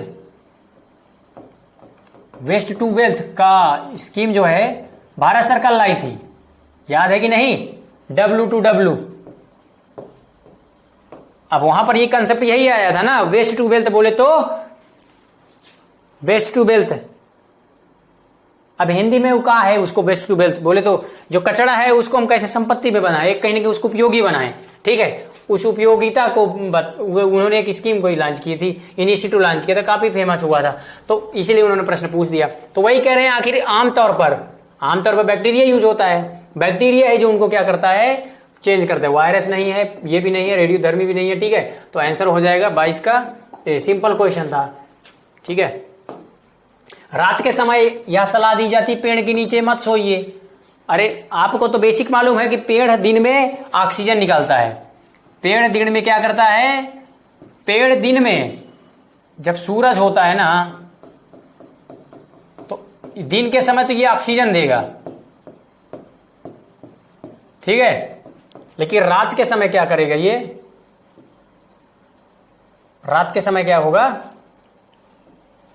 ये ऑक्सीजन नहीं, कार्बन डाइऑक्साइड छोड़ेगा। ठीक है, तो इसलिए रात को सोने के लिए मना करते हैं। तो क्योंकि आंसर हो जाएगा सी, ऑक्सीजन की कम मात्रा को मुक्त करते हैं, नहीं रात में हानिकारक गैसों को मुक्त करते हैं, नहीं कार्बन मोनोऑक्साइड को मुक्त करते हैं, नहीं कार्बन डाइऑक्साइड को मुक्त करते हैं। ठीक है, अब प्रश्न ये पूछ सकता है ग्लोबल वार्मिंग में कौन सी गैस की अधिकता ज्यादा होती है, तो हो सकता है प्रश्न पूछ सकता था। तो हमेशा याद रखना, जो वाटर वेपर होता है ना, द्रव वाला आर्द्रता जो होती है, वाटर वेपर की मात्रा वो ज्यादा होती है वाटर उसमें, क्लाइमेट चेंज वाले में, ग्लोबल वार्मिंग में। ठीक है, बाद में कार्बन डाइऑक्साइड है। चलो फिर आते हैं क्वेश्चन नंबर 24 में। कह रहे हैं कोई कीटभक्षी पौधे, कीटभक्षी पौधे जानते होंगे आप। ठीक है, वो बेसिकली कीट का भक्षण करते हैं। क्यों कीट का भक्षण करते हैं, क्योंकि उनको कुछ एलिमेंट्स की जरूरत पड़ती है, न्यूट्रिएंट्स की जरूरत पड़ती है। वो अपनी न्यूट्रिएंट्स को पूरा करने के लिए किनको खाते हैं, इंसेक्ट्स को खाते हैं। बैठे रहेंगे, जैसे कूलर आएगा कोई कीट आएगा बंद हो जाएगा। ऐसे कई एग्जाम्पल है कीट पक्षी पादपों के, उनका आप नाम याद रख लेना, कभी कभी क्वेश्चन पूछ लेता है। तो किसकी कमी से, कह रहे किसकी कमी से उगते हैं? पानी की कमी से? बिल्कुल नहीं। मैग्नीशियम की कमी से? बिल्कुल नहीं। नाइट्रोजन की कमी से कि कैल्शियम की कमी से? आप कीट को खा करके ये लोग, इनको क्या मिलता है उनसे? इनको कीट को खाने से नाइट्रोजन मिलेगा कि कैल्शियम मिलेगा? कैल्शियम, हमारी हड्डियों में कैल्शियम पाया जाता है ना, तो आंसर हो जाएगा नाइट्रोजन। ठीक है, अगला क्वेश्चन है, पौधे का तना पौधे के सभी हिस्सों में भोजन वितरित करने में तथा में मदद करता है। अब तना की बात किया, अब तना का है, तना क्या करता है? बेसिकली स्टेम, पौधा है, ठीक है, पौधा है ये सब, ये तो लीव्स हो गई, पत्तियां हो गई ना। अब कह रहे हैं जो इनके तने होंगे, जैसे ये डाल निकली, ये तने हो गए इसके जैसे अलग अलग, ठीक है। अब वही कह रही है तने क्या करेंगे, इनका काम क्या है, तनों का क्या काम है, स्टेम का क्या काम है, what is the role of stem? सभी हिस्सों पर ये क्या पहुंचाएगा? फूड, भोजन पहुंचाएगा। ये बात सही है, बिल्कुल सही है। पत्ता क्या करेगा? ऊपर से, याद है, ठीक है। तो कह रहे हैं और क्या मदद करता है? प्रकाश संश्लेषण में मदद करता है, कि पौधों को आकार देने में मदद करता है, कि श्वसन में मदद करता है, कि किस में? अरे तने, उसमें देखोगे ना थोड़ा जैसे जैसे बड़ा होता है मोटा होता जाता है ना, एक तरह से भोजन का भंडारण करता है, ठीक है। उसका भी बायोलॉजी में जब हम लोग पढ़ते समय होता तो तने का अलग आकृति बताते, उसके बारे में समझते, लेकिन इतना समझ लो तने भोजन के भंडारण में, पत्तियां क्या करती हैं? प्रकाश संश्लेषण में मदद करती हैं, ठीक है, और श्वसन में भी मदद करती हैं, ठीक है। ये थोड़ा ध्यान देना, ओके। चलो क्वेश्चन नंबर 26 में आते हैं। आधान ट्रांसफ्यूजन में रक्त न केवल रक्त के प्रकार में बल्कि में संगत होना चाहिए। आपको ये बात मालूम है, जो ब्लड जो डोनेशन होता है, कुछ लोगों ने, आप में से कुछ लोगों ने तो ब्लड डोनेट भी किया होगा। ब्लड डोनेशन करने के ब्लड के कितने ग्रुप में डिवाइड किया गया? बेसिकली ए में, बी में, ए बी में, ओ में। ओ को क्या बोला जाता है? सर्वदाता। ए बी को क्या बोला जाता है? सर्वग्राही। और ए बी अलग हो गए, ठीक है। सो ओ क्या है? डोनर है, यूनिवर्सल डोनर। और ए बी क्या है? Universal receiver, receptor, okay, receiver.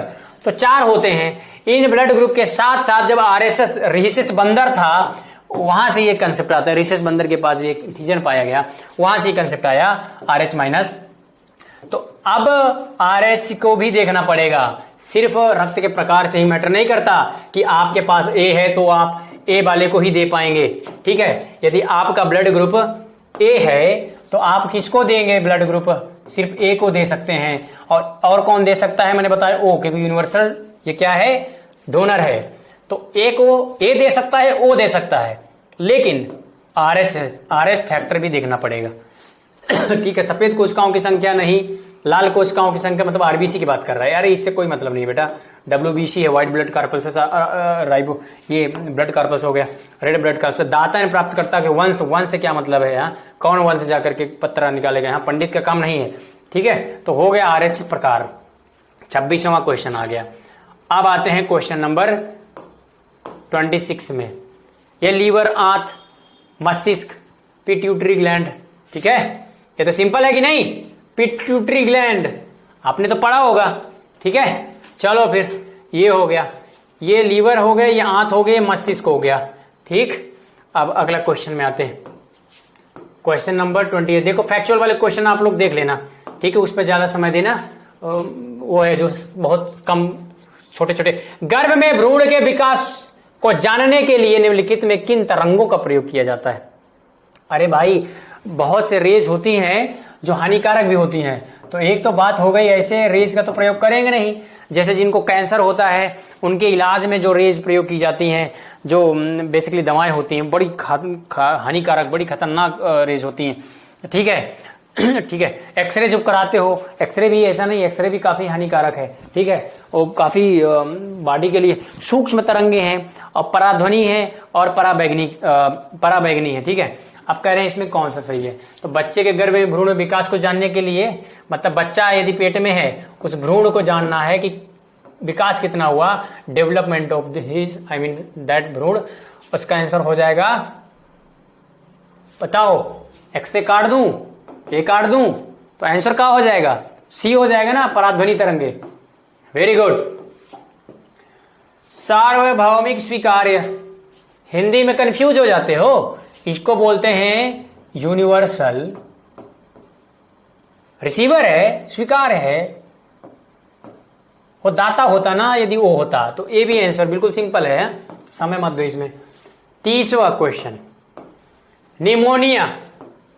पहले क्या होता था? निमोनिया बहुत ही ज्यादा प्रभावित, निमोनिया के कारण बहुत बच्चे पहले मर जाते थे, क्योंकि निमोनिया बहुत एक तरह से पहले लाइलाज लगता था। 1995, 96, 97, 98, 2000 की बात है। एक जनरेशन था जो उस समय ये बड़ी समस्या थी, और कहीं ना कहीं स्वास्थ्य सुविधा भी हमारी बड़ी खराब थी। उस सुविधा भी कहीं ना कहीं लोगों तक पहुंचती नहीं थी, दूर दराज गाँवों में। अब तो बहुत सी योजनाएं भारत सरकार लॉन्च की, राज्य सरकारें भी लॉन्च की, जैसे आयुष्मान भारत, ऐसे बहुत से आयुष ऐसे जैसे, जिससे धीमे धीमे PSCS बहुत से आए। ये सब चीजों के कारण क्या हुआ, जैसे दिल्ली में मोहल्ला क्लिनिक जैसे कंसेप्ट आया, तो कहीं ना कहीं अब यूनिवर्सल हेल्थ कवरेज का जो कंसेप्ट आया, सार्वभौमिक स्वास्थ्य कवरेज का जो कंसेप्ट आया, वो कहीं ना कहीं बढ़ा। अब राइट टू हेल्थ जो है वो कहीं ना कहीं फंडामेंटल राइट के कंसेप्ट में आ रहा है, राइट टू लाइफ के आर्टिकल 21 में, ठीक है, right to live with dignity के कंसेप्ट में आ रहा है। तो ये सब चीजें जानो, सुप्रीम कोर्ट माननी, सुप्रीम कोर्ट हाई कोर्ट के जजमेंट में भी अब इस बात को, तो ये हर चीज को इंटरलिंक करके करोगे, समझोगे, तो आंसर क्या हो जाएगा? आसान हो जाएगा। तो इन्होंने बोल लिया निमोनिया किसको संक्रमण करता है, तो ये किसको कर दोगे? फेफड़े को कर दोगे। किसको कर दोगे? फेफड़े को। अलग अलग बीमारी है, जैसे देखो कुत्ता काट लेता है, कुत्ते काटने से बीमारी होती है रेबीज के कारण, वो किसको प्रभाव करता है? तंत्रिका तंत्र को प्रभावित करता है। किसको प्रभावित करता है? तंत्रिका तंत्र को प्रभावित करता है। नाग, कोबरा, वो ही डायरेक्ट जाकर तंत्रिका तंत्र पर, नर्वस सिस्टम पर ही अटैक करता है, नर्वस सिस्टम पर ही अटैक करता है कोबरा वाला। अब पढ़ते पढ़ते देखो और भी कंप्लीट। त्वचा को जैसे अपना यूवी रेज हो गई, यूवी रोज किसको इफेक्ट करेगी? आपके स्किन को इफेक्ट करेगी, इससे स्किन कैंसर होने के चांसेस होते हैं कि नहीं? ठीक है, ठीक है। तो ऐसे छोटे छोटे कंसेप्ट है, थोड़ा सा इंटरलिंक करके पढ़ लिया करो। आगे देखते हैं 31 कह रहा है कोविशील्ड भारत का कोविड वैक्सीन जिसे WHO द्वारा अनुमोदित किया। एक देखो कोवैक्सीन भी है, एक कोविशील्ड है, अभी हाल ही में भी बहुत से वैक्सीन आ गए, ठीक है। जैसे स्पुतनिक 5 आया था, स्पुतनिक 5 आया था रसिया वाला है, ठीक है, और मोडर्ना वैक्सीन आई थी। तो ऐसे ही अलग वैक्सीन से ये सब चीजें तो देखे होंगे ना। तो इसका हो जाएगा सीरम इंस्टीट्यूट, ठीक है। और कोवैक्सीन, ठीक है, कौन सा था? कोविशील्ड था। कोवैक्सीन कौन सा था?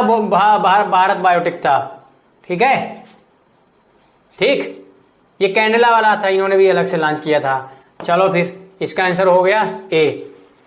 अब आते हैं, लो, अब ये प्रश्न ऐसे क्वेश्चन जब पूछेंगे फैक्चुअल, तो इसके लिए आपको जरूरत है कि जब आप उसके बारे में पढ़ रहे हो तो थोड़ा सा ध्यान दें। बाय द वे, इसके लिए ज्यादा डिस्कशन करने के लिए अटल सुरंग रोहतांग हिमाचल प्रदेश, अब अगली बार एग्जाम पूछ सकता है अटल सुरंग कहाँ है, हिमाचल प्रदेश कवर करता है। तो इसका आंसर था 9.0, ठीक है, किलोमीटर, ठीक है। तो आंसर था बी, ठीक है। ये भी देखो फैक्चुअल क्वेश्चन था। भारत की इस वर्ष आम बजट, पहले क्या होता था, रेल बजट और नॉर्मल बजट अलग अलग आते थे, ठीक है। बजट शब्द का इस्तेमाल भारतीय संविधान के किसी भी जगह प्रयोग नहीं किया। ये कंसेप्ट है आर्टिकल अनुच्छेद 112 एनुअल फाइनेंशियल स्टेटमेंट शब्द का प्रयोग करता है, बजट शब्द का प्रयोग नहीं करता। आम लेखा जोखा होता है। पहले रेल बजट, इसकी भी एक हिस्ट्री है, जब क्लास करेंगे तो डिस्कस करेंगे। यहां पर ये आते हैं, कब इसको क्या कर दिया गया, दोनों को मिला दिया गया। तो 2017 में क्या कर दिया इन्होंने, इसको क्या करे, दोनों को मर्ज कर दिया, ठीक है। अब आते हैं नागरिकता, सिटीजनशिप, बहुत विवादित प्रश्न, बहुत विवाद चल रहा था, कुछ मूवमेंट भी हुए 2-3 सालों में। भारत सरकार ने इस पर अमेंडमेंट भी लाए, ठीक है। कोई बात नहीं, वहां पर अभी नहीं चलते, एग्जाम में पूछ सकता है किस पार्ट में है, भारतीय संविधान के पार्ट 2 में है, ठीक है। नागरिक संशोधन अधिनियम इन्होंने लाया 2019 में, तो कह रहे हैं कि इसके लिए बांग्लादेशी अवैध प्रवासियों को हटाना था, नहीं। वास्तविक भारतीय नागरिकों पहचान, नहीं। विदेशियों की सीमा घपटी, नहीं। अफगानिस्तान, बांग्लादेश, पाकिस्तान में उत्पीड़ित अल्पसंख्यक समूहों को नागरिकता प्रदान करना, ये सही था। जो माइनॉरिटीज, नेहरू लियाकत जिन्ना एक एग्रीमेंट हुआ था उस समय, जब बात हुई थी, जब भारत का पार्टीशन अलग हुआ, तो हम फिर से याद रखना, नेहरू लियाकत से भी याद रखो, नेहरू लियाकत, ठीक है। नेहरू लियाकत जो वो हुआ था, एग्रीमेंट समझौता हुआ था, उसमें ये कहा था भारत का पार्टीशन जब हुआ कि जिस देश में जो माइनॉरिटीज हैं उनको सुरक्षा दी जाए, उनका धर्म परिवर्तन न कराया जाए, उनके लिए सरकारें क्या करें, उनके हित के लिए काम करें, ठीक है, उनके एजुकेशन या समथिंग इन पर काम करें। तो बेसिकली ओवरऑल उनके, लेकिन पाकिस्तान में केस उल्टा हुआ, पाकिस्तान में फोर्सफुल कन्वर्जन हुआ, ठीक है, ऐसे बहुत सी दिक्कतें हुई। लेकिन कुछ आज भी वहां अल्पसंख्यक समूह थे जो वहां पर उत्पीड़ित हैं, परेशान थे, वो आना चाह रहे थे भारत में। तो इस बार सरकार ने 2019 में संशोधन लाया और कहा कोई नहीं, आप हमारे ही तो नागरिक थे, अखंड भारत के वो लोग थे। तो हमने संविधान संशोधन 2019 लाए, उस पर हमने प्रावधान लाए कि अफगानिस्तान, बांग्लादेश, पाकिस्तान में जो उत्पीड़ित अल्पसंख्यक हैं, specially Hindu, Sikh, Buddhism, Jainism, सिर्फ इनको, मुस्लिम को माइनस कर देना क्योंकि मुस्लिम अल्पसंख्यक नहीं है। अब उसमें कुछ लोग ये आधार दे सकते हैं कि मुस्लिमों में भी सुन्नी, शिया, अहमदिया, अलग अलग और सेक्ट है, वो भी उत्पीड़ित होते हैं, वो चीज अलग है। हम मेजर फोकस कर रहे हैं, तो इसमें कोई धर्म का बात नहीं थी, इसमें अल्पसंख्यक समूह के तो डी हो जाएगा आंसर, ठीक है। अब आते हैं क्वेश्चन नंबर 35 में। सेंट्रल विस्टा प्रोजेक्ट, आपको मालूम है कि ये प्रश्न पूछ सकता है कि संविधान संशोधन के जरिए हमारी जो पॉपुलेशन है, जो, क्योंकि देखो डिलिमिटेशन होता है ना, उसी के अनुसार संख्या, क्योंकि हमारे भारत पर जो एमपी, एमएलए या जो भी होते हैं उनके लिए जो सीट निर्धारित करती है तो जनसंख्या के आधार पर निर्धारित होती है कि नहीं, जनसंख्या के आधार पर ही निर्धारित होती है। अब आपको ये मालूम होगा कि 1971 में जो जनसंख्या थी उसके आधार पर आज वर्तमान सीटें हैं संसद में, ठीक है, जैसे लोकसभा में कितनी है, राज्यसभा में कितनी है, ठीक है, जैसे 545 वाला और ये मिला करके, तो लगभग जितनी भी सीट है ये 1971 पॉपुलेशन जनसंख्या के आधार पर निर्धारित की गई। अब रिसेंट, अब तो देखो 2021 वाला जनसंख्या जनगणना का रिजल्ट आने वाला है, यहां से फ्रीज कर दिया गया था, ठीक है। अब उन्होंने कह दिया कि अब 2026 तक, सॉरी 2026 तक ये फ्रीज रहेगा। इसका मतलब 2031 में अब जनगणना जो अब आएगा, इसका मतलब 2021 वाला जनगणना के आधार पर सीट निर्धारित की जाएगी। तो सीटें क्या हो जाएंगी, लगभग 1000 के ऊपर हो जाएंगी सांसदों की, तो जगह कम पड़ जाएगा संसद में। तो इसीलिए एक नया बनाया जा रहा है, ठीक है। तो प्रश्न जो था सेंट्रल विस्टा जो है, तो ये है एक आम केंद्रीय सचिवालय के साथ एक नई संसद, प्रधानमंत्री, उपराष्ट्रपति के आवास का निर्माण। बी ऑप्शन सही है। आईटी पार्क नहीं है, नई दिल्ली में वाणिज्यिक क्षेत्र नहीं है, रक्षा मंत्री, ये सभी मंत्री के आवास नहीं है, तो बी ऑप्शन आंसर सही था। अब प्रश्न में आते हैं, कह रहे हैं जम्मू कश्मीर राज्य के विभाजन के बाद, मतलब ठीक है, अनुच्छेद 370, अगली बार एग्जाम में आ सकता है, अनुच्छेद 370 कब हटाया गया? तो अनुच्छेद 370 हटने के बाद 2 केंद्र शासित राज्य बनाए गए, यूनियन टेरिटरीज बनाए गए, एक जम्मू वाला, एक लद्दाख वाला क्षेत्र। कह रहे कहां विधायिका कोई नहीं थी, तो ये लद्दाख वाला था बेटा, ठीक है। अब इस समय डिलिमिटेशन हो रहा है, इसलिए न्यूज में था, इसलिए इन्होंने प्रश्न पूछ लिया, ठीक है। डिलिमिटेशन भी हो रहा है वहां पर, तो उसके अध्यक्ष कौन है, चेयर मतलब मेन हेड कौन है, प्रश्न पूछ सकता है अगली बार किसी भी एग्जाम में। तो थोड़ा सा नाम देख लीजिएगा और थोड़ा सा प्रोविजन देख लीजिएगा। आगे बढ़ते हैं, ठीक है। क्वेश्चन नंबर 37 कहते हैं 2021 के लिए अखिल भारतीय फुटबॉल महासंघ men's player of the year पुरस्कार जीतने वाले भारतीय फुटबॉलर कौन थे? अरे ये कह रहे हैं men's player of the year, ठीक है, मतलब पुरुष प्लेयर ऑफ द ईयर कौन से थे, ठीक, प्लेयर ऑफ द ईयर। तो बेटा कौन थे? अखिल भारतीय फुटबॉल महासंघ द्वारा ये संदेश झिंगन थे। गेम वाले प्रश्न ज्यादातर यही पूछते कि इसी कौन सा गेम किस चीज के लिए हो रहा है, जैसे स्नूकर के लिए कौन सा गेम हो रहा है, क्रिकेट के लिए कौन सा गेम हो रहा है, ठीक है, या समथिंग ऐसा कुछ, फुटबॉल हमारे कौन सा हो रहा है, तो ये समथिंग हो गया, ठीक है, और बैडमिंटन के लिए कौन सा हो रहा है, तो संदेश झिंगन जीते थे। तो आगे बढ़ते हैं हम लोग, क्वेश्चन नंबर 38, प्रधानमंत्री किसान सम्मान निधि योजना किसानों के लिए योजना लाई गई थी, किसानों के लिए योजना लाई गई थी। कोविड-19 समय में काफी कुछ हद तक इसने भी काफी मदद की, ठीक है। तो था प्रधानमंत्री किसान सम्मान निधि योजना किस तारीख को लाई, इन्होंने एग्जैक्टली वो पूछ लिया। तो ये इसी सम्मान निधि योजना में किसानों को मदद के लिए कोविड-19 के समय जो प्रभावित हुए खासकर उनके मदद के लिए उनके अकाउंट पर डायरेक्ट बेनिफिट ट्रांसफर वो किया गया। तो शायद ऐसा 6000 समथिंग था, 2000 ऐसा 3 किस्त में, ठीक है, देख लेने 1 अप्रैल 2020 को था, ठीक। अब आते हैं क्वेश्चन नंबर 39 में। कह रहे हैं ओलंपिक 2021 में, मैंने फिर से बताया हाल ही में ओलंपिक हुआ था, उसमें कुछ जो मेजर न्यूज थे, कितने मेडल्स जीते गए, कितने गेम हुए, ये जो छोटे छोटे न्यूज होते हैं थोड़ा सा उनको कवर कर लीजिए कि स्टेट कमीशन एग्जाम में पूछ लेता है। ओलंपिक 21 में स्वर्ण पदक किसने, भाला फेंक में कौन बहुत फेमस, याद है? Very good. चलो अब आते हैं, रिकॉर्ड भी उसने तोड़ा था। टोक्यो पैरालंपिक में भारत में कितने मेडल जीते? अब देखो ये फैक्चुअल क्वेश्चन हो गए। टोक्यो पैरालंपिक, देखो एक ओलंपिक होता है एक पैरालंपिक होता है, आपको तो ये मालूम होगा ना। ओलंपिक में सामान्य खिलाड़ी कोई भी पार्टिसिपेट कर सकता है, लेकिन जो पैरालंपिक होता है उसमें बेसिकली जो विकलांग भाई लोग होते हैं वो, तो ये होगा टोक्यो पैरालंपिक। हमने कितने मेडल जीते? 18 मेडल जीते। ठीक है, अगला प्रश्न है, भारत ने किस तारीख को संयुक्त राष्ट्र परिषद की अध्यक्षता संभाली? अभी हाल ही में संयुक्त राष्ट्र सुरक्षा परिषद, सिक्योरिटी काउंसिल, आपको मालूम है कि कितने सदस्य परमानेंट मेंबर हैं? 15 नॉन परमानेंट, 5 परमानेंट। कौन कौन से है बेटा? चाइना तो पहले कर दो, इंडिया भी डिमांड कर रहा है, फ्रांस हो गया, रशिया हो गया। रशिया परमानेंट मेंबर है, तभी तो यूक्रेन वार, क्रीमिया जैसे स्थिति हो गई तब भी कुछ नहीं हुआ। यूएसए हो गया, ठीक है, और ठीक यूके, ये परमानेंट मेंबर हो गए। ठीक है, चाइना की भाषा मंदारिन। चलो आगे बढ़ते हैं। तो कह रहे हैं कब अध्यक्षता संभाली? परमानेंट मेंबर भी कुछ साल होते हैं, कैसे इनका चयन होता है ये थोड़ा सा है, इसके बारे में थोड़ा सा आप क्या करना, ध्यान से देख लेना। ठीक है, तो प्रश्न कौन नंबर था? प्रश्न नंबर था 41। ठीक है, तो आंसर हो जाएगा आपका 1 जनवरी 2021 को। आगे बढ़ते हैं, क्वेश्चन नंबर 42। कह रहे हैं कि जब अमेरिका ने अफगानिस्तान से अपने सैनिकों को निकाला, अपने अफगानिस्तान से उन्होंने सैनिक निकाल दिया, अफगानिस्तान में तख्ता पलटा, अफगानिस्तान में जो जो टेररिस्ट ग्रुप था उसने क्या कर दिया, वहां सरकार बना ली। ठीक है, तो वही कह रहे उस समय अंतिम अमेरिकी सैनिक कौन था? ले, ये मेजर जनरल क्रिस डोनाहू थे। ठीक है, ये अंतिम जनरल, ऐसे प्रश्न पूछ लेते हैं। ठीक है, अगला पहुंचते हैं, ओलंपिक 2021 में भारत के स्वर्णिम, ठीक है, अगला यहां पर है। ठीक है, सॉरी, किस फ्रांसीसी कंपनी ने भारत को राफेल किस, ये काफी न्यूज में था, राफेल एविएशन वाला काफी न्यूज में था, तो वही कह रहे हैं उस समय डासाल्ट जो था उस समय वो कंपनी थी, तो उसके बारे में प्रश्न पूछ रहा है कि कौन सी कंपनी थी। तो डासाल्ट के बारे में आपने सुना होगा, उस समय इमैनुअल मैक्रोन के पहले जो थे उनके साथ हुआ था, बाद में ये इसका रेट बढ़ा, इन्होंने फिर से किया। ठीक है, तो डासाल्ट एविएशन इसका आंसर होगा। गलवान घाटी में, ये देखो फैक्ट पूछ लिया, गलवान घाटी में भारतीय और सैनिकों के बीच क्या हो गई, झड़प हो गई थी। अब ये कब हुई थी?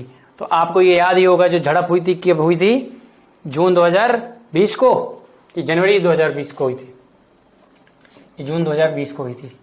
ठीक है, फैक्ट ये थोड़े से क्वेश्चन जो छोटे छोटे थोड़ा देख लेना, मैं मेजर फोकस करता हूँ। पीगासस सॉफ्टवेयर स्पाईवेयर है, काफी विवाद में था, काफी पॉलिटिशियंस, राजनेताओं का, साथ में मीडियाज और कुछ लोगों के कहीं ना कहीं पीगासस एक्चुअली एक वायरस की तरह काम करता था, जो कहीं ना कहीं राइट टू प्राइवेसी के अगेंस्ट सुप्रीम कोर्ट का पी ऑर्डर भी आया। ठीक है, तो ये बेसिकली इजराइल का था। ठीक है, स्पाईवेयर है। आगे आते हैं 46, भारत में संयुक्त राष्ट्र सुरक्षा परिषद के एक अस्थायी सदस्य के रूप में अपने 2 साल का कार्यकाल शुरू हो गया। एक्चुअली उन्होंने स्थायी परिषद में भी हो गया। ठीक है, मतलब अस्थायी सदस्य मतलब नॉन परमानेंट, मैं बताया था ना, एक परमानेंट होते हैं एक नॉन परमानेंट होते हैं। स्थायी सदस्य 5 हैं, नॉन परमानेंट 15 हैं, तो उसमें भारत का भी 2 साल के कार्यकाल के लिए चयन किया गया। इसका मतलब फिक्स हो गया कि अस्थायी 2 साल के लिए चुना जाता है, स्थायी तो हमेशा के लिए चुना जाता है। तो इसका आंसर होगा 1 अगस्त 2021, तो ऑप्शन नंबर ई सही है। ठीक है, किस देश में भारत को स्पुतनिक, अभी मैंने बताया था। ठीक है, ये हो गया रसिया। भारत को स्पुतनिक 5 कोविड-19 का निर्यात किया। भारत को स्पुतनिक बनी वहां ना, कोवैक्सीन कहाँ, कोविशील्ड कहाँ, वेरी गुड, मॉडर्ना अलग, वो अलग चीज पढ़ लेना। 48, जो बाइडेन ने अच्छा जो बाइडेन की बात हो रही है, नए राष्ट्रपति बने ना डोनाल्ड ट्रंप के बाद, 46 नंबर के ये राष्ट्रपति हैं। 45 नंबर के वो थे डोनाल्ड ट्रंप जी। ठीक है, अब 44 कौन थे? Barack Obama. 45th Donald Trump, 46th Joe Biden. अपने राष्ट्रपति का भी नंबर याद कर लेना। ठीक है। 2021 में गणतंत्र दिवस परेड में कह रहे हैं इसके मुख्य अतिथि कौन थे? आपको तो मालूम होगा उस गणतंत्र सार्क एक ग्रुप है, थोड़ा सा न्यूज में है, मैं इसलिए थोड़ा सा बता रहा हूं। सार्क के जो मेजर सदस्य मेंबर देख लेना, इसका फाउंडेशन का वजह, इसका पर्पज क्या था, इसके बारे में थोड़ा देख लेना। ठीक है, तो इसका आंसर हो जाएगा बेटा इनमें से कोई नहीं। ठीक, आप क्वेश्चन नंबर आते हैं, क्वेश्चन नंबर 50। क्वेश्चन नंबर 50 करें, यूएन ने भारत का स्थायी प्रतिनिधि कौन है? टीएस तिरुमूर्ति। ठीक है, अगला क्वेश्चन है 51। 2021 के जनगणना के अनुसार बिहार के किस जिले में पुरुषों से ज्यादा जनसंख्या महिलाओं की थी? 2011 की जनगणना के हिसाब से अब कौन सा आने वाला है? 2021 वाला आने वाला है। ठीक है, तो इसका आंसर हो जाएगा गोपालगंज में महिलाओं की संख्या, फीमेल इज ग्रेटर देन। राज्यों में केरला इज द टॉप, संघ शासित वाला पढ़ लेना। ठीक है, विकास सेक्स रेशियो वाला क्वेश्चन पूछ लेता पॉपुलेशन में। अगला क्वेश्चन है 52 कह रहा है बिहार विधानसभा परिषद की पहली बैठक किस वर्ष बुलाई गई? एक विधानसभा होती है, एक विधान परिषद होती है, बाई कैमरल लेजिस्लेचर। ठीक है, बाई कैमरल लेजिस्लेचर आपको याद है 1919 वाला? मैं फिर से बता रहा हूं, जब आप पढ़ना तो 1919 और 1935 ये एक्ट तीन थोड़े से देख लिया करो, क्रोनोलॉजिकली पढ़ोगे तो थोड़ा सा कंसेप्ट क्या रहेगा, क्लियर रहेगा। तो कह रहे बिहार विधान परिषद पहली बैठक कब बुलाई गई थी?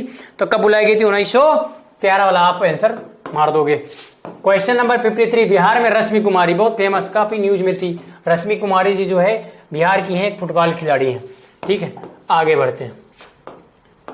ऐसे जो आपके स्टेट से, होम स्टेट से जो मेजर स्पोर्ट विनर हैं उनके बारे में थोड़ा सा आप देख लेना। बिहार सरकार को डिजिटल इंडिया अवार्ड किस लिए दी गई थी? कोविड-19 के समय लॉकडाउन के दौरान उन्होंने जो सेवा प्रदान की थी उसके लिए, और ये सब नहीं है। ठीक है, क्वेश्चन नंबर 55, बिहार विधानसभा में अनुसूचित जाति के उम्मीदवारों की सीटें कितनी है? देखो भाई, जब भी किसी भी राज्य की बिलोंग करते हैं, जब उस कमीशन के एग्जाम दे रहे हो तो उसके खासकर उसकी एससी पॉपुलेशन की सीटें कितनी हैं, एसटी की पॉपुलेशन कितनी है, और क्या कोई अलग प्रावधान है? सीधी सी बात है, एग्जाम में कई बार ये प्रश्न पूछता है, जो आरक्षण दिया जा रहा है, आरक्षण कहां दिया जाता है बेटा? देखो, राज्यसभा में आरक्षण दिया जाता है क्या? नहीं। लेजिस्लेटिव काउंसिल में आरक्षण दिया जाता है? नहीं। लेजिस्लेटिव काउंसिल के जो सदस्य होते हैं, बेसिकली वो बात दूसरी है कि एजुकेशन के सेक्टर पर जो ग्रेजुएट बच्चे हैं उनके लिए कम से कम वो बच्चे जो 1/3 अलग अलग मेंबरशिप का क्राइटेरिया बनाया है उनको दिया जाता है। तो अगली बार एक कंसेप्ट क्लियर करना, राज्यसभा में कोई ये रिजर्वेशन का कंसेप्ट नहीं है, लेजिस्लेटिव काउंसिल में भी कोई रिजर्वेशन का कंसेप्ट नहीं है। जो ये रिजर्वेशन जा रहा है ये सिर्फ लोकसभा और विधान परिषद में जा रहा है। तो ये प्रश्न था बिहार रश्मि कुमारी हो गई। ठीक है, प्रश्न था बिहार विधानसभा के अनुसूचित जाति के लिए कितने उम्मीदवार थे? ठीक है, ये एसटी वालों के लिए, एसटी भाइयों के लिए। ठीक, तो इसका आंसर क्या हो जाएगा? 38। ठीक है, अब एससी वाला आप पढ़ लेना, अनुसूचित ये एससी वाला है, एसटी वाला देख लेना। ठीक है, अब आते हैं क्वेश्चन नंबर 56। बिहार में पंचायत निकायों में महिलाओं को 50% आरक्षण 2006 में दिया गया। ठीक है, हर जगह कितना है? पंचायती राज 73rd अमेंडमेंट, 74th अमेंडमेंट, कितना? 1/3, 33% का। इन्होंने 50% का दे दिया। और किन किन राज्यों में है देख लेना। ठीक है, क्या महिलाओं को आरक्षण लोकसभा में देना चाहिए, विधान सभाओं में देना चाहिए कि नहीं? इसके बारे में काफी मुद्दा है, विवाद प्रश्न है, इसके बारे में थोड़ा सा देख लेना। झारखंड 2000 में एक्चुअली उत्तर प्रदेश उत्तराखंड चला गया, मध्य प्रदेश से छत्तीसगढ़ चला गया, बिहार से झारखंड भी बोला टाटा बाय बाय। लेकिन कह रहे झारखंड बनाने के लिए बिहार को किस वर्ष विभाजित किया गया था? तो इसका आंसर हो जाएगा 2000 में। ठीक है, अब आते हैं क्वेश्चन नंबर आते हैं 58 में। ठीक है, ठीक, बिहार में 2021-22 के लिए पेश किए गए बजट, जिस राज्य का एग्जाम दे रहे हैं उसका बजट थोड़ा सा देख लो। यूपीएससी का देना तो यूपीएससी वाला देख लेना। इस पर उन्होंने नया मंत्रालय बना दिया, न्यूज में था। एक समय यूपीएससी में भी प्रश्न पूछा था कि उस समय नया मंत्रालय बनाया गया था, घोषणा बजट में किया। ठीक है, बजट में घोषणा करने के फायदे क्या हैं? यदि बजट एक क्या है, मनी बिल है, मेरी सहमत हो कि नहीं?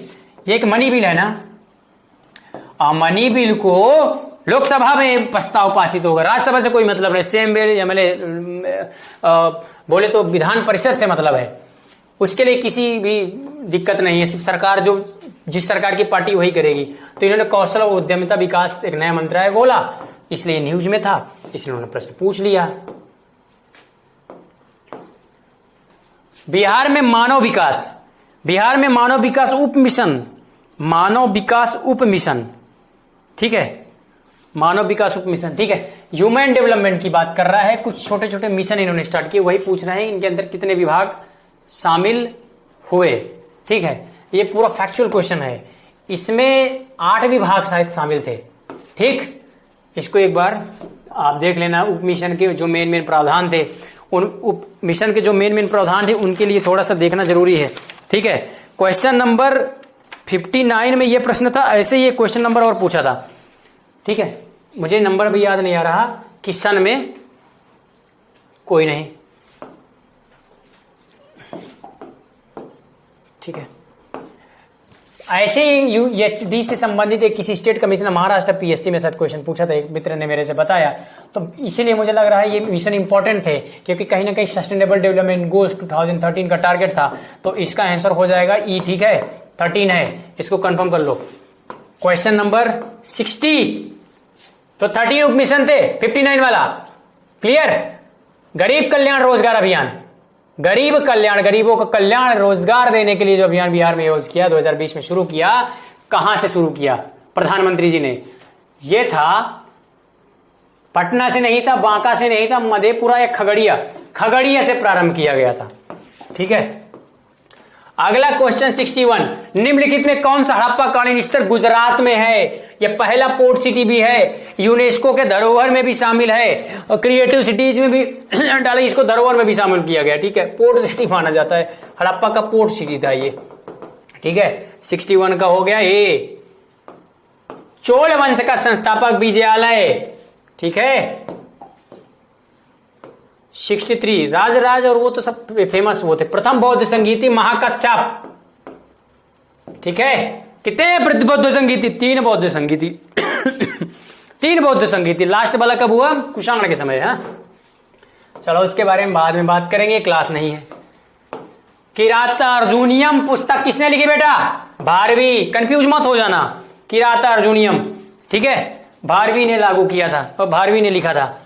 ठीक है, अब आते हैं 60 नंबर 5, मारते हैं इसको। गुड। कुतुब मीनार काहे न्यूज में था? क्योंकि कुछ लोगों ने ग्रुप में कहा कि कुतुब मीनार की जगह एक मंदिर थी, कोई काल का मंदिर समथिंग, कुतुबुद्दीन ऐबक आकर के उस मंदिर को गिरा दिया। ठीक है, उस मंदिर के अवशेष पर इन्होंने बना दिया कुतुब मीनार और कुतुब मीनार। ठीक है, तो इसलिए शायद बिहार कमीशन ने भी सोचा पूछ ही लेते हैं, बच्चा कितना जानता है। कह रहे किसने पूरा किया? कुतुब मीनार कुतुबुद्दीन ऐबक ने तो न्यू डाली बेटा, लेकिन इल्तुतमिश ने क्या किया? पूरा किया। इल्तुतमिश को गुलामों का गुलाम भी बोला जाता है, और ये सल्तनत काल की बात हो रही है बच्चा। सल्तनत काल जो था उसको गुलाम वंश भी बोला जाता है कि नहीं? मालूम है ना, गुलाम वंश भी बोला जाता है। चलो ठीक है, आगे बढ़ते हैं, हिस्ट्री नहीं पढ़ा रहा, जल्दी से करते हैं। विजयनगर साम्राज्य, हरिहर और बुक्का। ठीक,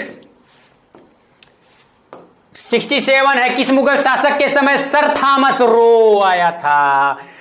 अब इससे एक हिंट आपको मैं दे रहा हूं, जब भी मुगल से या कोई पढ़ना मुगल से ब्रिटिश के समय, तो ये देखना कि किसी मुगल शासक के समय कौन ब्रिटिशर्स आया, कौन सा वो आया। तो इसके थॉमस रो किसके समय आया था? जहांगीर। अकबर के समय कौन आया था? क्वेश्चन पूछ सकता है। शाहजहां के समय कौन आया था? क्वेश्चन अगली बार पूछ सकता है, तो नोट कर लेना। ठीक है, आईने अकबरी किसके द्वारा लिखी गई थी? आईने अकबरी अबुल फजल। ठीक है, इसमें उस समय के प्रशासनिक व्यवस्थाओं के बारे में भी जिक्र की गई है। ठीक है, एडमिनिस्ट्रेटिव व्यवस्था के बारे में भी जिक्र की गई है। अब आ गए थे रैयतवाड़ी 1792 मद्रास, ठीक है, भूमि सुधार इनिशिएटिव लिए गए किसके द्वारा? ब्रिटिशर्स के द्वारा। जैसे कौन का आया? जमींदारी आई, रैयतवाड़ी आया, हाँ जमींदारी रैयतवाड़ी, ऐसे ये व्यवस्था जो आई। तो रैयतवाड़ी कहाँ है बेटा? मद्रास में। एक कौन सा था? रैयतवाड़ी था, ठीक है। रैयत क्वेश्चन कई बार पूछा ना, इसलिए एक महालवारी आया था, ठीक है। 3 सिस्टम इन्होंने डिवाइड किया था। अब आते हैं क्वेश्चन नंबर 70। क्वेश्चन जीएस के हिस्ट्री वाले ठीक थे। 1857 के विद्रोह को किसके द्वारा प्रथम भारतीय संग्राम के? बीडी सावरकर ने कहा कि एक रिवोल्ट नहीं है बल्कि it was the first war of independence, और ठीक है, भारतीय स्वतंत्रता के लिए प्रथम स्वतंत्रता संग्राम, ठीक है। अब आप ये पढ़ लेना अलग अलग क्षेत्रों में अलग अलग, जैसे झांसी रानी की लक्ष्मीबाई, मेरठ में कौन था, लखनऊ में कौन था, ठीक है, अलग अलग क्षेत्रों में जो थे। वहां के गवर्नर भी कौन थे वो थोड़ा देख लेना, एग्जाम में कभी कभी पूछ लेता है। भारतीय राष्ट्रीय कांग्रेस की प्रथम महिला अध्यक्ष बेटा ये थी एनी बेसेंट, ठीक है। प्रथम भारतीय महिला पूछती तब काम मारते सरोजनी नायडू, ठीक है, कंफ्यूज मत होना। एनी बेसेंट इंडिया में तो काम की, लेकिन वो इंडिया की नहीं थी, ठीक है। तो भारतीय बोलेगा तो सरोजनी नायडू। बहिष्कृत भारत एक जर्नल था, बी.आर. अम्बेडकर साहब जी ने स्टार्ट किया था। बहिष्कृत भारत, बहिष्कृत बोले अनटचेबिलिटी लो, अनटचेबल, छुआछूत के विरोध इन्होंने बात की कि कैसे वो भारत से बाहर है, भारत में रह करके भी वो भारत के बाहर है, एक ऐसा धर है वो छुआछूत। फॉरवर्ड ब्लॉक की स्थापना किसने की थी? सुभाष चंद्र बोस जी ने फॉरवर्ड ब्लॉक की स्थापना आईएनसी के अंदर ही की थी, ठीक है। हरिपुरी त्रिपुरी अधिवेशन आपको मालूम है कि नहीं? बहुत बढ़िया। बाद में फिर इन्होंने फिर फॉरवर्ड ब्लॉक स्थापना की। बाद में उनको किसी ने कारणवश महात्मा गांधी के विचारों से सहमति न होने के कारण उनको कांग्रेस से हटना पड़ा। बाद में तब उन्होंने फिर एक नया मूवमेंट स्टार्ट किया जिसको पूरा भारत, पूरा विश्व याद रखता है। अंतरिम सरकार में वित्त मंत्री कौन थे बेटा? लियाकत अली खान जो थे फाइनेंस मिनिस्टर। ये डील हुई थी मुस्लिम लीग और इंडियन नेशनल कांग्रेस। 75 क्वेश्चन है बच्चा। 1855 में संथाल विद्रोह अलग अलग पीजेंट्स मूवमेंट्स, ट्राइबल मूवमेंट्स, जो भी घटना घटे प्लीज प्रिपेयर करके पॉइंट करके नोट याद कर लेना, किसने स्टार्ट किया, कहां स्टार्ट किया और उसका मेन टारगेट, मेन मुद्दा। तो ये बेटा कौन था? ये था बुद्धू भगत और सिद्धो और कान्हू ने स्टार्ट किया था इसको, कि बुद्धू और भगत नो, सिद्धो और कान्हू बेटा, इसमें मत कंफ्यूज होना। इनका अलग है, मानका जोड़ा मदार पारसी साधव, ठीक है।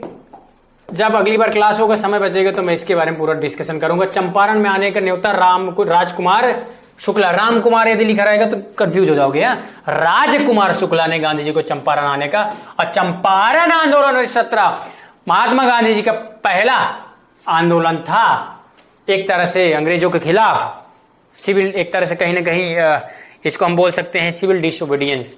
फर्स्ट सिविल डिसओबीडियंट मूवमेंट भी बोल सकते हैं, सीडीएम भी बोल सकते हैं चंपारण को, ठीक है। तो पहली बार उन्होंने अंग्रेजों के व्यवस्था को खिलाफ आंदोलन किया था, ठीक है। चंपारण की अलग मुद्दा थी, बाद में पढ़ा जाएगा कभी। 3 कठिया जो प्रथा थी उसके खिलाफ इन्होंने आंदोलन छेड़ा था, ठीक है बेटा। तो कौन सा क्वेश्चन था? 76 क्वेश्चन था। अब हम आते हैं क्वेश्चन नंबर 77 में। बोध गया में किसको ज्ञान की प्राप्ति हुई थी? गौतम बुद्ध को प्राप्त हुई थी, ठीक है। किसके नीचे, किसके किनारे, कहां, ये सब देख लेना। ये एग्जाम बड़ा फेवरेट है उनका क्वेश्चन। बुद्धा 6th सेंचुरी, नवजागरण क्रांति एक तरह से काल माना जाता है। 1913 में पटना में अनुशीलन कमेटी की शाखा किसने स्थापित की थी? अनुशीलन कमेटी के बारे में तो सबको मालूम है, ठीक है। अनुशीलन कमेटी के बारे में सबको मालूम है। सचिंद्रनाथ सन्याल मालूम है ना? तो वही कह रहे हैं कि ठीक है, ये प्रश्न था, इसका हो गया, ठीक है। अगला क्वेश्चन पढ़ते हैं हम लोग। एक बार ये देख लेना अलग अलग उसकी शाखाएं कौन कहां स्थापित किया, ठीक है। बिहार समाजवादी पार्टी 1931 का गठन किसने किया? बिहार समाजवादी पार्टी, बीएसपी एक तरह से बोल दो। फूलन चंद तिवारी, राजेंद्र प्रसाद की फूलन प्रसाद वर्मा और जेपी नारायण जी ने बिहार समाजवादी पार्टी की स्थापना की थी। जयप्रकाश नारायण ही बाद में जाकर के संपूर्ण क्रांति का ऐलान करते हैं। कब? आपातकाल के समय, शेर शाह का मकबरा कहाँ है बेटा? सासाराम। सासाराम कहाँ पर है बेटा? बिहार। पावापुरी में किसका है बेटा? जैन से रिलेटेड है ना। चलो आगे बढ़ते हैं, महावीर जैन से। जियोडेसी वह विज्ञान है जो, जियोडेसी ऐसा पढ़ोगे तो समझ में आ जाएगा। जियो मतलब जियोग्राफी मतलब पृथ्वी, तो ये पृथ्वी के आयाम का माप करता है बच्चा, ठीक है, याद रखना। आयाम का माप, सरकमफेरेंस का नाप करता है। चट्टान नहीं है बेटा, डेटिंग नहीं है, ऊंचाई और डिप्रेशन की माप नहीं करता, क्रस्ट का ये नहीं है, तो आंसर हो जाएगा बी। क्वेश्चन नंबर 82 में आते हैं बच्चा। ये कह रहा है महाद्वीपीय बहाव का सिद्धांत बच्चा कंटिनेंटल, इसको बोलते हैं कंटिनेंटल ड्रिफ्ट थ्योरी। ये वेगनर ने दिया था, जिसमें उन्होंने कहा था कि पहले एक भूमि थी पैंजिया, पैंजिया थी, बाद में वो क्या हो गई, ये महाद्वीपीय बहाव के सिद्धांत के अनुसार वो 7 टुकड़ों में बढ़ गई, जो 7 महाद्वीप में आज वर्तमान में देखा जाता है, ठीक है बेटा। सुंडा ट्रेंच बेटा कहां पर है बोल रहा है? समानांतर स्थित है। कहां के समानांतर स्थित बेटा? जावा। ए आंसर हो जाएगा। क्वेश्चन नंबर 84 क्या कह रहा है बच्चा? एक प्रभावी कोरियोलिसिस बल किस कारण होता है? कोरियोलिसिस बच्चा क्या होता है? कोरियोलिसिस के कारण हम पढ़ते हैं जब भूकंपीय घटनाएं और सब घटनाएं, वही कह रहे हैं। सौर प्रणाली नहीं बच्चा, पृथ्वी का आंतरिक भाग नहीं बच्चा, कोलोरेडा खाड़ी नहीं, पृथ्वी का घूर्णन, जो उसका घूर्णन होता है ना, वही कोरियोलिसिस फोर्स क्रिएट करता है, तो इसका एक अपना गुरुत्वीय पावर होता है, ठीक है बच्चा। अब आते हैं क्वेश्चन नंबर 85 में। देखो मैं पहले ही बताया हूं, क्वेश्चन जी के बहुत सिंपल क्वेश्चन थे, कुछ क्वेश्चन थोड़ी कंफ्यूजिंग कर सकते हैं। यदि बार बार आप छोटे छोटे पॉइंट बार बार पढ़ रहे हो, प्रीवियस ईयर पेपर सॉल्व किए हो, तो मैं गारंटी से कह रहा हूं प्रीवियस ईयर पेपर, एनसीईआरटी और कुछ लेक्चर्स प्रीवियस ईयर के, जैसे वो भी शाला में हम टीसीआर स्टडी सर्कल के माध्यम से आपको दे रहे हैं, अलग अलग लेक्चर देंगे। इन प्रीवियस ईयर पेपर कहीं ना कहीं मोबीशाला निकाला है जैसे, तो आप वो प्रीवियस ईयर पेपर ले लीजिए, आपको हर प्रश्न के आगे क्यूआर होगा, क्यूआर करके आप उस वीडियो को लेक्चर सुन लीजिए, तो आपके लिए आसान हो जाएगा प्रिपरेशन। आपको इधर उधर भटकने की जरूरत नहीं होगी। आप बेसिक पढ़ो, एनसीईआरटी पढ़ो, प्रीवियस पेपर सॉल्व करो, जो कंफ्यूजन हो किसी क्वेश्चन में वो लेक्चर आप मोबीशाला जो निकालती है प्रीवियस बीपीएससी की, अभी फिर से नया सीरीज निकालेगी, 21 का एग्जाम जैसे 22 वाला हुआ, तो आप उसको कर लोगे तो आपके लिए बड़ा आसान होगा। जो क्वेश्चन आपको टफ लग रहे हैं इसको क्यूआर स्कैन करो, आपको वीडियो फ्री में उपलब्ध होंगे, ठीक है। चलो आगे बढ़ते हैं हम लोग। निम्नलिखित में किस देश को मृत सागर के साथ भूमि सीमा नहीं है? मृत सागर, ठीक है। लेबनान, देखो अलग अलग अगली बार पूछ सकता है, लाल सागर अगली बार पूछ सकता है, ठीक है, काला सागर अगली बार पूछ सकता है, मेडिटेरियन सी पूछ सकता है, क्योंकि देखो ये रशिया यूक्रेन वाला वाद विवाद चल रहा है, तो आसपास जितने भी वेस्ट एशिया पर काफी है जो काफी न्यूज में आने की संभावना है, तो क्वेश्चन उनके प्रश्न पूछने की जरूर ज्यादा संभावना हो सकती है, तो नहीं है बोल रहा है। तो जॉर्डन है, इजराइल है, फिलिस्तीन है, तो लेबनान नहीं है बेटा, ठीक है। 85 का ए हो जाएगा। अगला क्वेश्चन है इल्मेनाइट को, जो कि भारतीय तटीय रेखा के साथ व्यापक रूप से वितरित है, किसका खनिज है? इल्मेनाइट मैंने पहले ये बताया, जैसा फेरस किसका है? सिंपल आयरन का। बॉक्साइट के एक प्रश्न पूछ दिया किसका खनिज है, ठीक है, तो इसका क्या कर दोगे? इल्मेनाइट जो बच्चा है वो है टाइटेनियम का, ठीक है, टाइटेनियम का। अब ये छोटे हैं, स्मार्ट, ये छोटे छोटे मिनरल्स हैं, इसलिए न्यूज में थे, क्योंकि हाल ही में सरकार ने भारत सरकार ने योजना स्टार्ट की जिसमें बेसिकली समुद्री जो तटीय क्षेत्र जो उसके नीचे है मध्य पाट से छोटे छोटे जो बहुत इंपॉर्टेंट है, जिनका प्रयोग हम लोग चिप बनाने में करते हैं, बहुत से ऐसे इलेक्ट्रॉनिक प्रोडक्ट्स प्रिपरेशन में करने में जो भारत में ज्यादा नहीं उपलब्ध होते, तो इसलिए इल्मेनाइट कहां हो जाएगा बेटा? टाइटेनियम। 86 क्वेश्चन हो गया। अब आते हैं 87 क्वेश्चन नंबर, ठीक है, घबराना मत, क्वेश्चन बड़ा लग रहा है लेकिन सिंपल है। तुलना क्या था? हिमालय नदी, दो नदियां, एक हिमालय नदी जो हमेशा बहती रहती है, पेरेनियल रिवर बोला जाता है। क्या बोला जाता है बच्चा? पेरेनियल रिवर बोला जाता है। और जो बेसिकली जो इधर की है, जो मध्य भारत क्षेत्र की नदियां हैं, जो ऊपर से नहीं आती उनको नॉन पेरेनियल, क्योंकि साल भर, पेरेनियल से बोलिए सदाबहारी नदियां हैं, ठीक है, ऊपरी स्तर से आती है नदियों, कहीं न कहीं पहाड़ियों से, हिमालयी क्षेत्रों से, तो एक तरह से वो 12 मासी हैं, ठीक है बेटा। तो कह रहे अधिकांश, अब देखो कूल होकर के पढ़ना, देखो सिंपल हो जाएगा। पहला स्टेटमेंट कह रहे अधिकांश हिमालय नदी 12 मासी है, बिल्कुल बच्चा, क्योंकि ये ज्यादातर हिम नदियां हैं। हिम नदियां 12 मास हिमालय क्षेत्र से आएंगे, 12 मास हिम जो है पिघलता रहेगा, तो वो चाहे हम गंगा की बात करें, गंगोत्री से आती, यमुना, यमुनोत्री, और ऐसे ही अपना इंडस वैली सिविलाइजेशन है, अपना ब्रह्मपुत्र। बेटा ये जो ऊपर की इधर की नदी है ना, तो 12 मासी, जबकि अधिकांश प्रायद्वीपीय वर्षा पर निर्भर करती, बिल्कुल है। जैसे बीच में गुप्त गोदावरी को, जैसे आप जो साउथ वाला है बूढ़ी गंगा किसको कहते पढ़ लेना, ऐसे जैसे अपना कावेरी हो गया, और भी ऐसी छोटी छोटी बच्चा नदियां हैं जो मध्य भारत पर हैं, इनका ज्यादातर प्रादुर्भाव बेसिकली वर्षा पर आधारित होती है। प्रादुर्भाव तो उनका होता है, आती तो है, लेकिन ज्यादातर इनका जो जीवन होता है, जीवन का वर्षा पर निर्भर होता है। तो पहला स्टेटमेंट तो बच्चा 100% सही है। दूसरा कह रहे हिमालयी नदी की ढाल प्रायद्वीपीय नदी की तुलना में अधिक खड़ा है। ये ढाल की बात कर दी है बच्चा, मतलब हिमालय नदी का जो ढाल होता है वो क्या कह रहा है, फिर से पढ़ो, हिमालय नदी का जो ढाल है प्रायद्वीपीय नदी, अरे बिल्कुल पहाड़ी क्षेत्र से है बच्चा, पहाड़ी नदी से आएंगे तो उसका ढाल क्या होगा, हिमालय नदी के ऊपर होगा। और ये क्या है, समतल क्षेत्रों पर है, ज्यादातर मध्य क्षेत्रों पर, ठीक है। तो इनकी जो ढाल होगी ज्यादातर कम है, क्योंकि ये बेसिकली समतल क्षेत्र है, ठीक है। तो इनका आंसर ये भी सही है बच्चा। थर्ड है प्रायद्वीपीय नदी हिमालय नदी की तुलना में अपने रास्ते में अधिक क्षरण का कारण बनती है। नहीं भैया, ये हिमालय नदी है जो अधिक क्षरण का कारण बनती है। तो 3 में से गलत हो गया, तो इसका आंसर सही था। देखो कितना सिंपल था ना, आप कंसेप्ट क्लियर है, एनसीईआरटी का था, कोई 11th का फिजिकल ज्योग्राफी है ना, उसका है 11 वाली बुक का, ठीक है। चैप्टर मुझे भी, मैं देखा, समय होता तो मैं आपको पेज भी बता देता, लेकिन कोई नहीं, ये समझ लो 11 की पुस्तक का है। अच्छा यहां पर आ जाओ, गंगा के मैदान को एक रूप में, जो गंगा का मैदान है बच्चा, जो पूरा मैदान है गंगा का, तराइन मैदान जो है, कह रहे उसको का नाम देंगे, कार्स्ट प्लेन देंगे, नहीं भाई, जियोसिंक्लाइन की पेनी प्लेन की पेडी प्लेन, पेनी प्लेन, देखो पेनी प्लेन दे सकते हो बच्चा, क्यों प्लेन है ना, पेनी प्लेन, लेकिन जियोसिंक्लाइन भी दे सकते हो। इनकी डिफिनेशन जो थोड़े से, तो इसका जो बेस्ट आंसर होगा वो बेसिकली मुझे जहां तक लग रहा है गंगा के मैदान के रूप में वर्णित किया, क्योंकि एक तरह से विवादित ऑप्शन आ गया, ठीक है।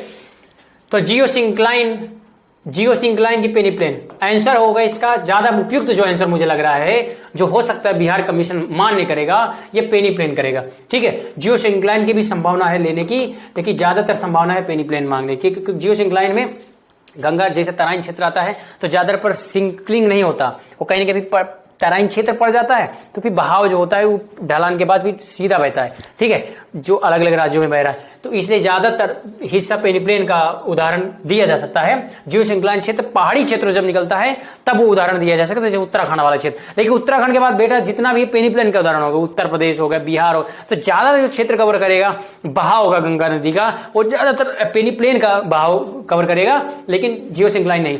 तो बिहार कमीशन मुझे जहां तक लग रहा है पेनीप्लेन ही एक्सेप्ट करेगा आंसर। चलो कोई दिक्कत नहीं।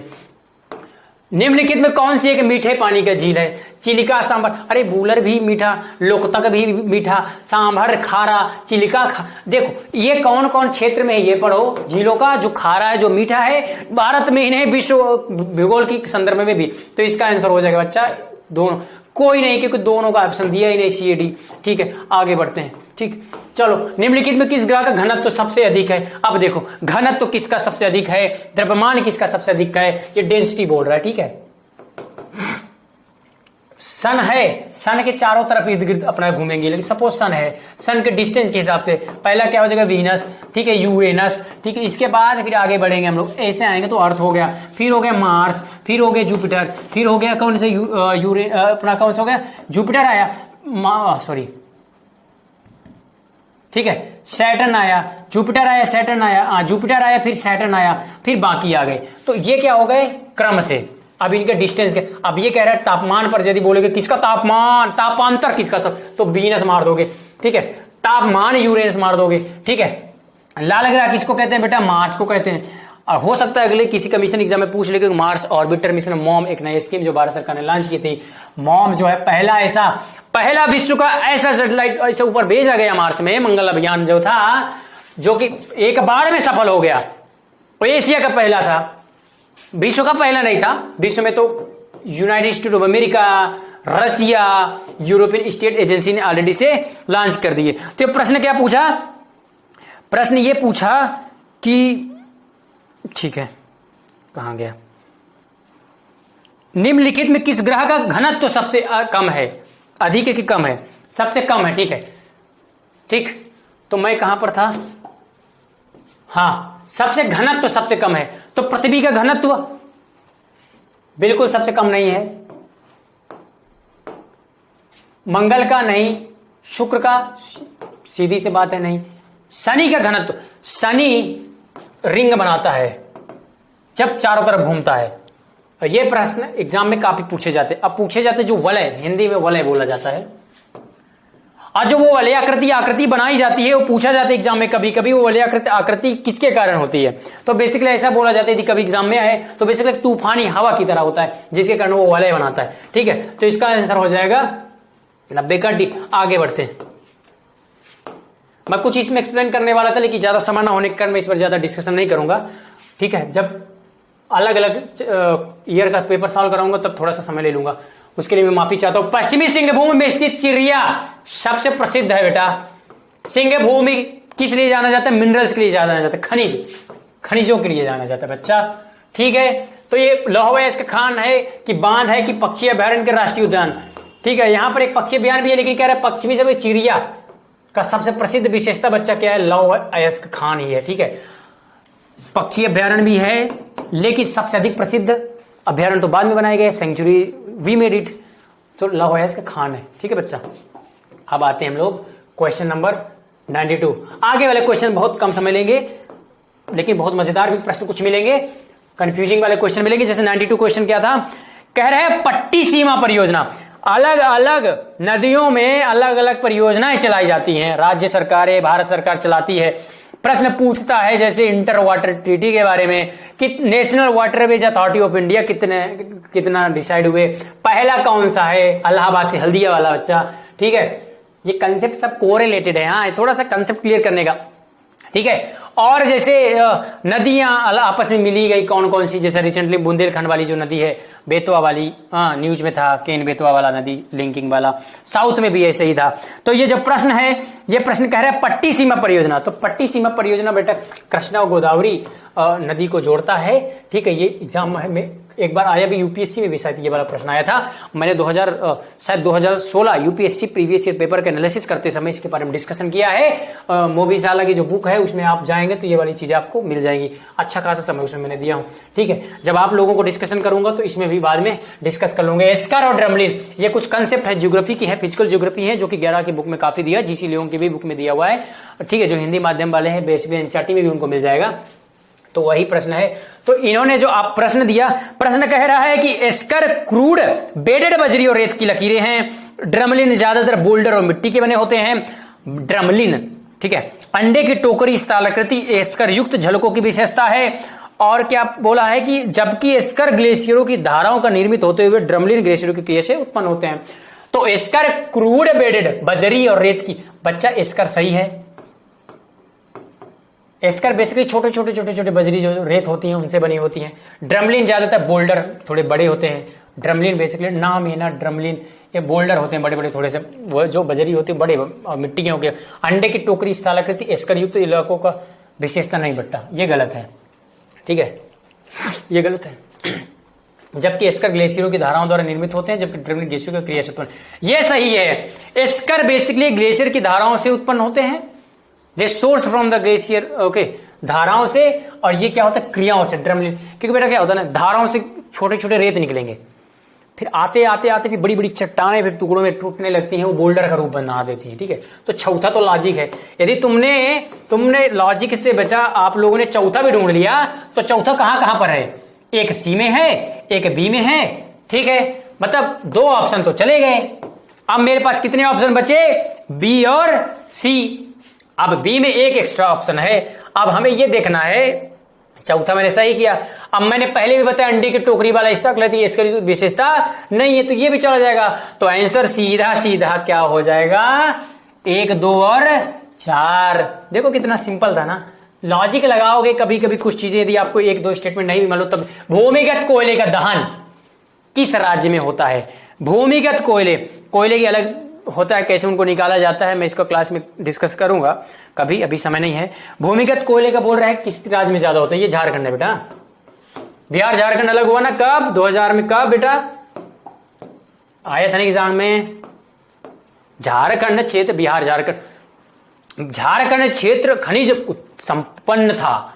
बिहार का वो क्षेत्र जो खनिज संपन्न था अलग हो गया, झारखंड बना दिया गया। बिहार के पास कुछ नहीं बचा था उस समय। बिहार के किस जिले में? अभ्रक का। देखो कुछ अभी भी बिहार के कुछ ऐसे जिले हैं, कुछ ऐसी जगह हैं जहां पर कुछ खनिज तत्व वो होते हैं। जैसे ना अभ्रक बोला ना, अभ्रक हो गया बेटा गया वाला सही है। ठीक है, अलग अलग क्षेत्र में है, थोड़ा आप देख लेना कोयला का थोड़ा जो छोटे। सोन और गंगा नदी का संगम बिहार के किस जिले में है? ये बताओ पटना के पास कौन सी नदी गुजरती है? पटना के पास कौन सी नदी है? सोन गंगा का संगम ही तो है। हाँ, हमेशा जाते हो घूमने पटना में जब रहते हो। हाँ? सोन और गंगा नदी का संगम बिहार के किस जिले में है? पटना। बहुत बढ़िया। नालंदा किस लिए फेमस था पहले प्राचीन इतिहास में? नालंदा विश्वविद्यालय। ठीक है, उसकी कुछ हिस्ट्री एग्जाम में पूछता है। बक्सर का युद्ध मालूम होगा आपको, जब ये पढ़ा करो। भोजपुर लैंग्वेज जो बड़ा फेमस है, जो शेड्यूल में लैंग्वेज में लाने की बात की जा रही है, डिमांड की जा रही है। हाँ? चलिए, निरहुआ हुआ ये सब मूवी आपने तो देखा होगा ना, तो थोड़ा सा हिस्ट्री भी जाना करो। दामोदर, कोयल और सुवर्ण रेखा नदियां निम्नलिखित में कहां किससे निकलती हैं? ये कुछ नदियां हैं, कह रहे कहां से निकलती हैं बेटा? सुवर्ण रेखा, कोयल और दामोदर। ये है छोटा नागपुर का पठार। मेघालय का पठार तो है नहीं, ठीक है, कि वो वाला क्षेत्र कहां हो जाएगा? अलग हो जाएगी। छोटा नागपुर का पठार सेंट्रल हाईलैंड ऊपर है, दक्कन का पठार मध्य से। तो दामोदर, कोयल और सुवर्ण रेखा बेटा कहां हो गया? छोटा नागपुर पठार। अब मैं कहां से क्वेश्चन कौन सा सॉल्व किया था? 97। अब आएगा 98 क्वेश्चन। ठीक है, थोड़ा इसमें रिफ्लेक्शन होने के कारण थोड़ा समझ में नहीं आता, इसलिए मुझे। बिहार का पहला रामसर स्तर कौन सा है? रामसर के बारे में क्लास में लेक्चर डिस्कस करूंगा। यूपीएससी प्रीवियस पेपर में detail explain it very well manner about Ramsar sites, importance of Ramsar sites, how many Ramsar site in India. Okay, there are many other Ramsar are there, but इन्होंने सिर्फ पूछा कि बिहार का पहला रामसर, पहला उन्होंने पूछा तो एक कम्मर झील था बेटा। ठीक है, it's a very important concept, please read it that. Iran, okay, Ramsar, the its source from where, it's a very interesting history. I will discuss it in my lecture. So here we are discussing succinctly बस previous Brahmayoni हिल, बिहार के किस जिले में? छोटे छोटे हिल, छोटे छोटे पठार। इन्होंने जब प्रश्न पूछा था ब्रह्मयोनि हिल, ये एक बार प्रीवियस पेपर में इन्होंने पूछा था, सेम प्रश्न इन्होंने रिपीट किया था 2007 या 2006 में। ठीक है, तो ब्रह्मयोनि हिल बिहार के किस जिले में स्थित है? ये गया में है। मैं बताया हूं, फिर से बता रहा हूं, छोटे छोटे हिल। ठीक है, कुछ हिल्स हैं बिहार वाले पूछते हैं, कुछ ये मिनरल्स पूछते हैं, कौन सा मिनरल्स कहां पाया गया। ठीक है, कुछ छोटे छोटे क्वेश्चन है, थोड़ा सा रिपीट करके देख लेंगे, कौन सी नदी कहां संगम बनाता है। 100 नंबर। देखिए 100 क्वेश्चन। बिहार के किस जिले में सबसे अधिक जिले हैं? भारत पर जलवायु को विभाजन किया गया। ठीक है, प्रश्न पूछा करता है, तो भारत को कई जलवायु विशेषताओं में इन्होंने विभाजन किया। वैसे ही कृषि जलवायु को भी इन्होंने डिवाइड किया। तो यही कह रहे कृषि जलवायु में सबसे अधिक जिले कहां के हैं बेटा? तो ये दक्षिण, नॉर्थ, साउथ, ईस्ट, वेस्ट। ठीक है, सबसे ज्यादा जिले कहां कंसेंट्रेटेड है बच्चा? ये वाला क्षेत्र। ठीक है, तो दक्षिण पूर्व, आंसर कर जाएगा सी। अब क्वेश्चन नंबर 101। चलो क्वेश्चन खत्म होने वाले। निम्नलिखित में क्या संविधान की 11वीं सूची में शामिल नहीं है? पुस्तकालय है क्या? 11वां शेड्यूल, 11 शेड्यूल मालूम है कौन सा है? 73rd अमेंडमेंट पढ़े होंगे। 73rd कोई नहीं, यहां पढ़े हो पहले। पुस्तकालय है, ईंधन का चारा, ग्रामीण खेल, तकनीकी प्रशिक्षण, ईंधन और चारा, पुस्तकालय। 11वीं सूची में क्या ग्रामीण खेल नहीं है क्या? 11वीं सूची में क्या नहीं है? ग्रामीण खेल नहीं है। ठीक है, और सब है, ईंधन चारा भी है, पुस्तकालय भी है, ये भी है। चलो आगे बढ़ते हैं। एक बार थोड़ा सा वो वाला शेड्यूल देख लेना। अनुच्छेद 113 के अनुसार वार्षिक बजट में कितने अनुदान की मांग की गई थी? ये बिल्कुल से कंसेप्चुअल फैक्चुअल क्वेश्चन था। ठीक है, इसमें 104 अनुदान बेटा होते हैं जो संसद में पेश की जाती है। ठीक, कितने? 104, 104। अनुच्छेद ग्रांट्स, अनुदान का मतलब बेटा ग्रांट्स होता है। इसके बारे में बताऊंगा ग्रांट्स में डिफरेंस क्या। ग्रांट्स बेसिकली सिंपल शॉर्ट में कि भारत सरकार क्या करेगी, राज्य को किसी विशेष प्रावधान के लिए, विशेष सुविधा के लिए कुछ पैसे फंड देगी, जिसके लिए इंटरेस्ट देने की जरूरत नहीं है, वो उसके हिसाब से पे करेगी। ठीक है, या कुछ ग्रांट्स में पे करने की जरूरत भी नहीं होती, depends on the central government policies. 103 question 103, राष्ट्रीय विस्तार सेवक।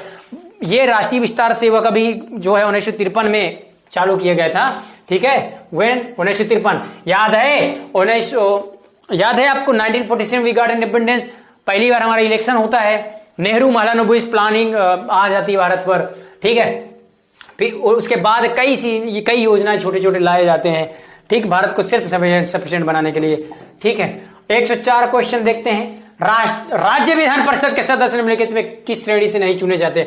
मैंने बताया था ना, राज्य विधान परिषद है, एक राज्य विधानसभा है, ठीक है, ये परिषद की बात किया है। मैंने बताया था ना कि इसमें आरक्षण नहीं होता, लेकिन कुछ विशेष योग्यता के हिसाब से चयन किए जा सकते हैं। तो स्थानीय पंचायत के सदस्य हैं, शिक्षक हैं, स्नातक, उद्योगपति नहीं है, तो आंसर क्या हो जाएगा? नहीं चुने जाते। उद्योगपति ग्रुप से नहीं चुने जाते। ठीक, अब आते हैं भारतीय प्रशासन में विभाजन प्रणाली किससे संबंधित है?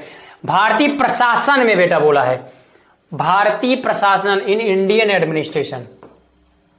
देखो, लेखा परीक्षण से तो नहीं है, अकाउंटिंग नहीं है, सेंट्रल स्टेट रिलेशनशिप और नीति कार्यान्वयन नहीं है, अखिल भारतीय सेवा, केंद्रीय सेवाएं। तो आंसर होना चाहिए बेटा central state, the relation between central state. कुछ लोग आंसर ये भी बता सकते हैं अखिल भारतीय, क्योंकि हमारे भारत तंत्र में विभाजन प्रणाली में प्रशासनिक व्यवस्था में दो धड़े में बांटा गया, एक राज्य है, एक केंद्र है। केंद्र वाला यूपीएससी है, राज्य वाला स्टेट कमीशन है। ठीक है, आप जब 1919 वाला एक्ट पढ़ोगे, फिर 1935 वाला पढ़ोगे, तो उसमें आपको काफी डिटेल्स सब चीजें मिलेंगी। तो इसका बेस्ट आंसर हम मान लेते हैं सेंट्रल स्टेट रिलेशन वाला। ठीक है बेटा, कुछ लोग इसको भी आंसर बोलेंगे, लेकिन इसमें सिर्फ अखिल भारतीय केंद्रीय सेवा लिखा हुआ है, इसलिए गलत है। यदि राज्य सेवाएं भी दिया होता तो ज्यादा बेहतर यह आंसर होता, लेकिन सबसे बेहतर आंसर हो गया केंद्र, सेंट्रल स्टेट रिलेशनशिप से कमीशन बनी, सरकारिया कमीशन। ठीक है, वो बात की पूछी कमीशन, ऐसे कुछ कमीशन है, आप थोड़ा सा देख लिया करो, थोड़े हटके हैं लेकिन ये काम देंगे, कंसेप्ट क्लियर करते हैं। निम्नलिखित में कौन सी संसदीय समिति कार्यपालिका को नियम विनिमय बनाने के लिए प्रत्यायोजित शक्ति से संबंधित करती है? क्या कह रही है? कौन सी संसदीय समिति कार्यपालिका को नियम विनिमय बनाने के लिए? बेटा ये आंसर होगा प्रत्यायोजित विधान परिसमिति। ठीक है, अब आते हैं क्वेश्चन नंबर 107 में। अनुच्छेद 300 की संबंधित है बेटा, ये किससे है? मुकदमा कार्यवाही, सरकारी ठेके, महान्यायवादी, व्यापार वाणिज्य किस? अरे ये मुकदमे और कार्यवाही से संबंधित है। 107 का आंसर हो गया ए। अब आते हैं बेटे 108 में, भारत में न्याय प्रणाली किस पर आधारित है? Very good question. वेल, न्याय प्रणाली भारत की देखा जाए हमको source of power where it's getting constitution of India, where it's getting बेटा constitution of India. Okay, but this constitution based on rule of law, that mean कानून द्वारा प्रत्यास्थापित प्रतिक्रिया। So answer would be D, best answer would be D, नियमित कानून का उचित प्रक्रिया, कानून द्वारा। हाँ good, rule of law, D answer would be correct. Okay ठीक है, I thought it's 100 question, I thought I already solve it, is 109। Okay, किस राज्य में पहला लोकायुक्त की स्थापना की गई थी? Lokayukta, very good. Corruption has accelerated, भ्रष्टाचार से लड़ने के लिए लोकायुक्त की स्थापना की गई थी। ठीक है, Anna Hazare movement, I hope everybody knows about that. Because of that revolution Arvind Kejriwal like politicians came up, और ऐसे कई महान राजनेता उभरे। ठीक है, भारतीय केंद्र सरकार में भी तख्ता पलटा to some extent, we could say that in democratic way. So well, तो वो कहां के थे? महाराष्ट्र के थे ना, तो लोकायुक्त कहां भी आएगा बेटा? Maharashtra, because he knows about the loopholes of the Lokayukta. Okay, coming back to here. AS Anand 1990 के दशक में अंत में किस पद पर कार्यरत थे? अरे बेटा ये मुख्य न्यायाधीश थे। जैसे इस समय कौन है? NV Ramana. Who is the HCJI बेटा? Who is the CJI? कैसे इनका होता है संविधान में, इसका प्रावधान क्या है, कैसे इनका इलेक्शन होता है, इनका सैलरी क्या है? इनका कहीं से भी चार्ज नहीं होता। ये एक्चुअली सॉरी, इनकी जो सैलरी है ना बेटा, ये चार्ज होता है, चार्ज बोला जाता है। चार्ज मतलब consolidated fund of India, direct इनको पैसा मिलेगा, कोई पैसा में कटौती नहीं कर सकता। ठीक है, तो बेटा क्या होगा? मुख्य न्यायाधीश। ये कब थे? ये बेसिकली 2000 के आसपास की बात है। ठीक है, उस पीरियड की बात है ये, तब से काफी इन्होंने रिफॉर्म्स भी लाए थे और इसके बारे में